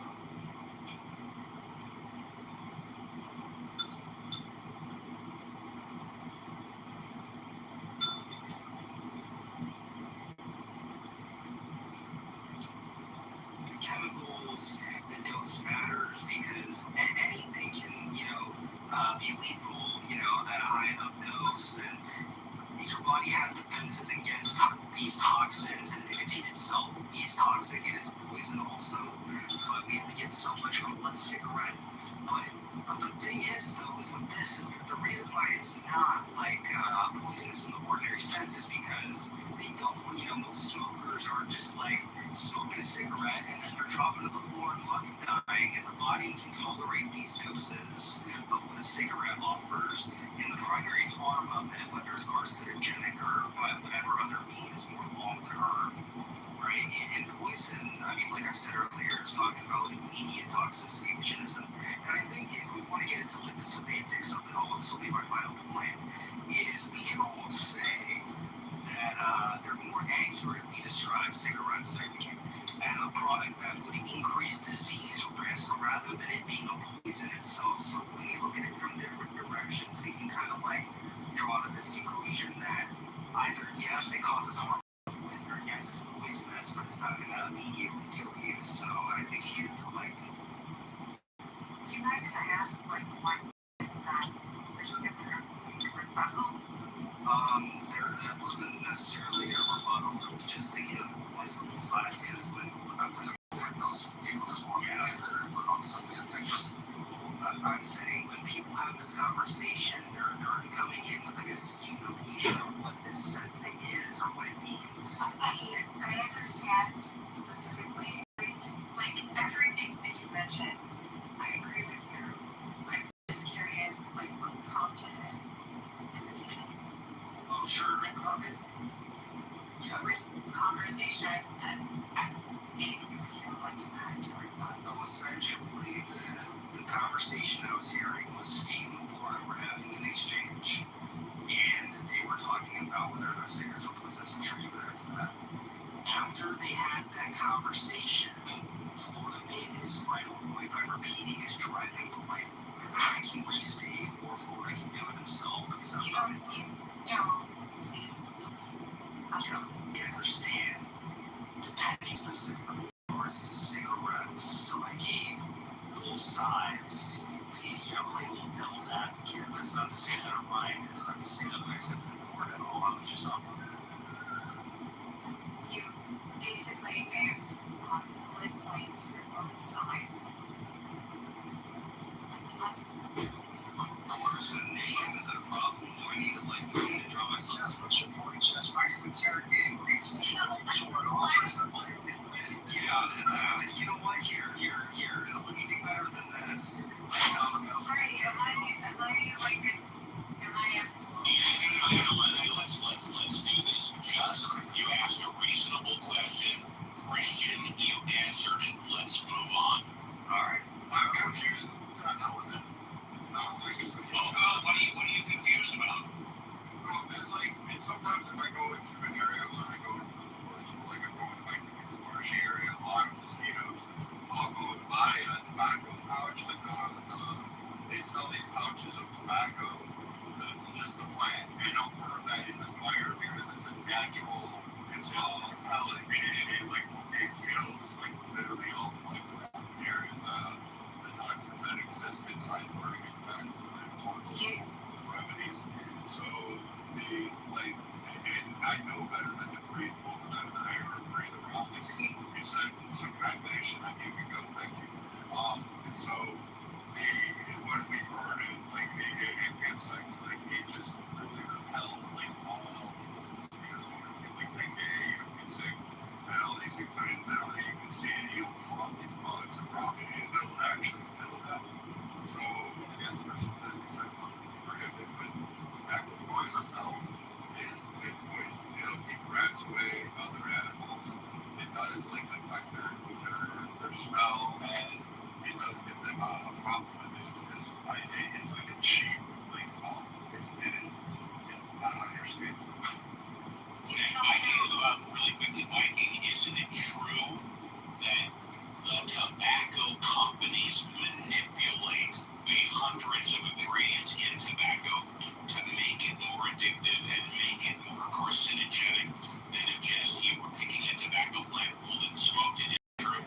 I do believe, in the health of we are aware of the burning of sugar. It adds to it to make it addictive. Most people are addicted to not just the nicotine, but it's the actual burning of the tobacco plant. I use it, especially up in Texas. I'll do that to get rid of these giant cockroaches that fly out of the tree. We're dealing with the cockroaches. Victoria, he's in the middle of talking. Come on. Yeah. Change it to just interrupting. Just change it to just interrupting. You're not just listening, you're just interrupting.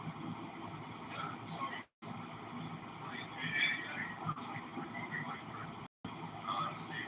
I just knew it was always a okay, tell you what, just listening, go ahead, go for it. Just listening, I want to hear from you. I want to say, go ahead. You can use honey or beer to attract all of the flies, all of the mosquitoes, everything. All you have to do is put it into a bottle that's kind of clear so that you can see it. Make sure that you put it in the bed of the bottle. Make sure that the bottle is properly placed so that it's lengthwise, and you should be able to capture quite a few of the critters that are there. Trying to kill them all in sight on them coming in the sight once they're dead. He doesn't want to try to trap them in a honey bottle because they will all go into the honey bottle. But if they fly anywhere near the vicinity, they'll drop dead. Sorry, you're interrupting. Oh, sorry, you weren't. Yeah. You weren't. Okay, so okay, so Jess, why don't you take another minute and talk about trapping critters? Because I guess that's the reason that works is that it attracts them into the bottle, and they're unable to escape after. Very cool. Thank you. Okay, I guess. Hey, you wanted to talk about trapping critters? You got it. You said what you wanted to say, right? Steve.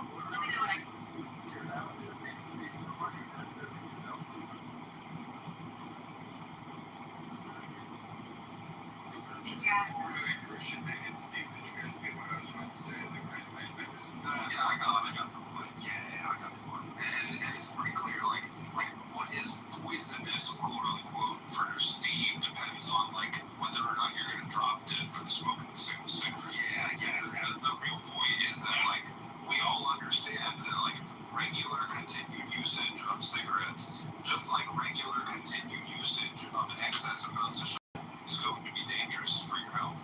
Yeah, in Florida, I'm looking at it from a different point of view than you are. I understand it appears you're looking at it more from a religious point of view. You know, if someone wants to come out publicly and say too much Captain Crunch is going to cause health problems with your children, and they don't specifically have the actual evidence to back it up, I strongly suspect the makers of Procter and Gamble don't mean to minimize what you're saying, but you have to be very careful in today's litigious society about accusing any product of being poisonous. That's all but that's the role of the FDA, right? And like, it's going to be hard for General Mills to file a lawsuit against the FDA. Now, you're wrong, sir.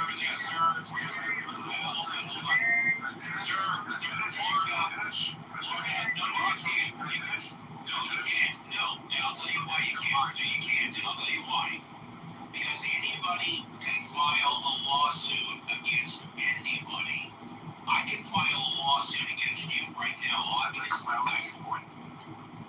not Okay, well, you know, please don't interrupt me. Please don't interrupt me. This is why I have the green flipping button. If you interrupt me one more time, you're going down to the goop. Plain and simple. Don't do it. Okay, just wait. I'll shut up for 30 minutes. I'm going to sign off in like 5 minutes and let everybody else. Anybody can file a lawsuit against anybody. Go to any human resources department of any major corporation such as General Mills. They are constantly working to minimize risk, to avoid lawsuits, even if they're frivolous lawsuits, because even a frivolous lawsuit can cost hundreds of thousands of dollars. You don't come out publicly if you have deep pockets and say any type of product is poisonous unless you can absolutely prove it. And I'll land it here. Even if you can prove it, you still don't come out and say something is poisonous, generally speaking, because you're going to be countersued anyways. It's not worth it. Okay, so real briefly, like, again, it would be quite silly for General Mills to go and sue the FDA or the American Heart Association if those two organizations have done like an extensive amount of research and science to verify that certain ingredients within the Captain Crunch is actually harmful to your health at excessive amounts, number one. And it only makes the matters worse if you're going to consider like current scientific evidence or proof that like most of these ingredients are safe. When you consider the fact that the overwhelming majority of the current research that's been done on our foods has been done by big tobacco, big pharma, and big food itself, not necessarily by the government or by doctors or by independent researchers. It's the big pharma and big tobacco that have largely done the research on what is considered quote-unquote safe over the history of it. And I will close my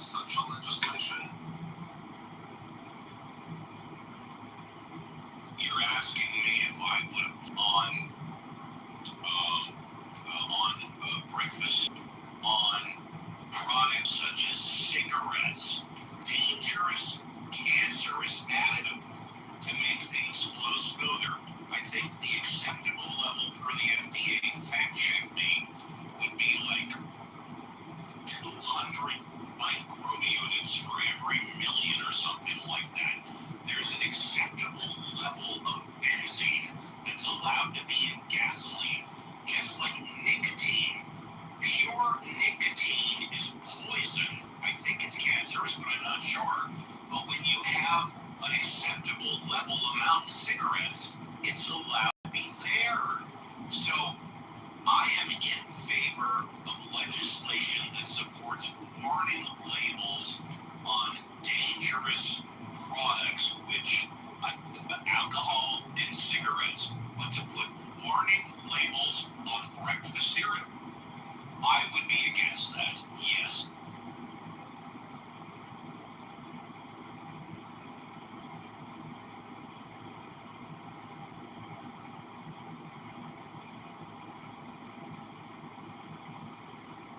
So where did this Bobby Kennedy batshit crazy, where did that originate from? Did something happen today?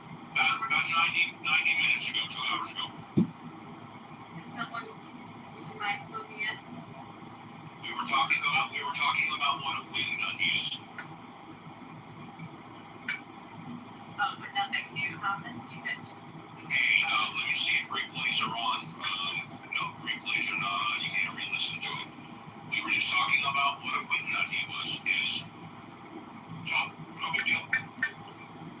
Well, if I can chip in, Steve, and give my 2 cents. No, go ahead. By all means, go ahead. As someone part of the neurodivergent community and listening to RFK and all of his, what I would argue, the entire time he's had his position, I honestly think he's very discriminatory and should not be in place in his position.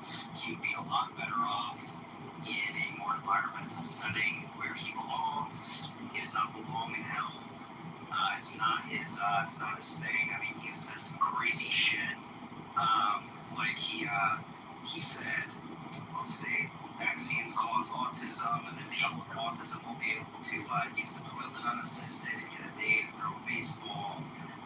All that different types of shit. I could go on for days. I just think it's. And let me say something which you clearly know, which I've said many times before.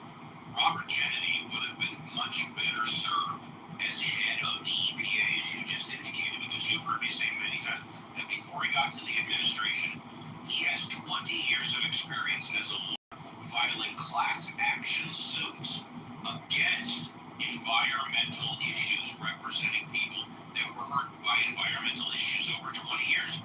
This is his field of expertise. If he was head of the EPA, that press for him.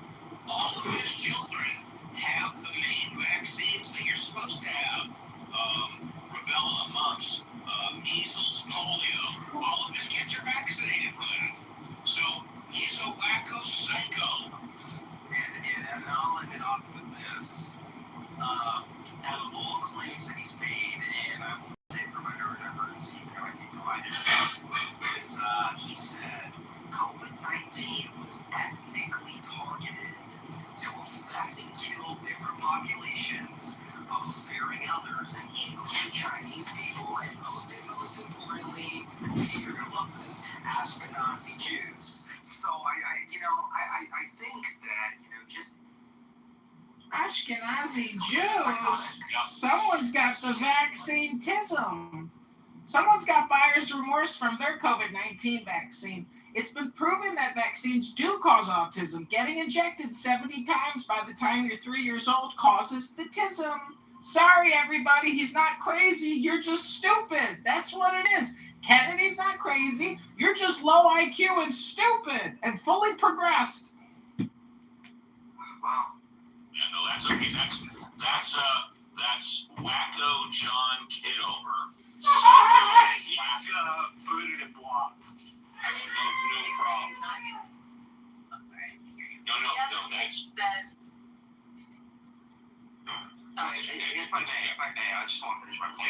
Yeah.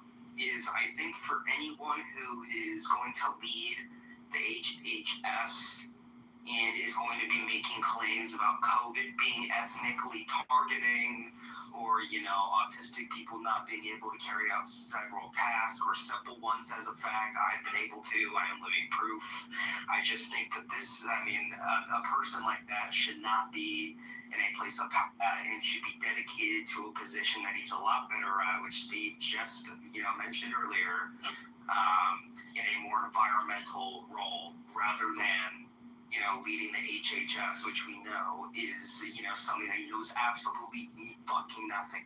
And correct me if I'm wrong, we still to this day don't know if COVID started at a secret experimental chemical factory or across the street at an open market. Is that correct? We do not know. That is. Yeah, I will say this though, if something happened at the Hershey chocolate, there's a bunch of chocolate went to Hershey, Pennsylvania, I think it came from the chocolate factory. Yeah, I think it's pretty clear that it came from the lab. I mean, so is this just a room filled with anti-RFK people? The answer to your question is no, it's not. Please continue. Yeah. No, Yeah, it isn't, but also don't continue because what you're about to say is probably going to be used against you and it's not going to be funny. Yeah, you're right. It doesn't sound like it's like a open dialogue. This isn't like a peaceful place. Actually, it is. If you have, It's actually very docile, I would argue. if you have any objections, I promise it will come back to haunt you. No. And Holly, I'm gonna be straightforward with you. Out of everybody on stage, I would argue that you are probably the safest one. The majority of autistic people alone. are fully functioning. That quote that you pulled was definitely out of context. All right, so I'm going to interrupt you right there. So do you know the appropriate context? And if so, please tell us. I'm driving right now, so I can't pull that up. Okay, so right now you don't know. That's okay. Yeah, and Holly, please continue, and after I can give you the context, because I have the quote. Okay, so, and then I'd be interested to hear the other context for the other one that you said that was pretty egregious. The one about COVID targeting, so I'd be curious about that. I don't know about that one. But he's always been not anti-vax, so this is something that keeps being repeated over and over. The dude is not anti-vax. He's said that over and over and over. His whole shtick is, listen, like, we should be investigating this shit more. Like, there are some questionable links that I would like to see if there's a there there. That's his whole thing, and he's been demonized and crucified for it. So that's all I got. That's also not true. Share that with you, but you can look it up. Actually, identify that he has been at talks for the COVID vaccine specifically, and it was so insane. Okay, so hold on 1 second. Anti-COVID vaccine is not the same as being labeled anti-vax. That's true. The two are distinctly different. Yeah. Because one of them wasn't actually a vaccine, one of them is actually an mRNA modified chemical. For the autism one, he was at a press conference for the Autism Research Initiative. The autism research, it was April last year, and he was arguing that autism was caused by vaccine. Word for word, is quote, these are kids who, many of them, were fully functionally regressed because of some environmental exposure into autism when they're 2 years old. And these are kids who will never pay taxes, they'll never hold a job, they'll never play baseball, they'll never write a poem, they'll never go out on a date, and many of them will never use a toilet unassisted. So that was the first quote, and I'll give my little 2 cents and then I'll move on to the next one because I don't want to take up the entire room. I was diagnosed with moderate to severe autism when I was 3 years old, and I kept that diagnosis for about 3 to 4 before when I was around 8 to 10 years old.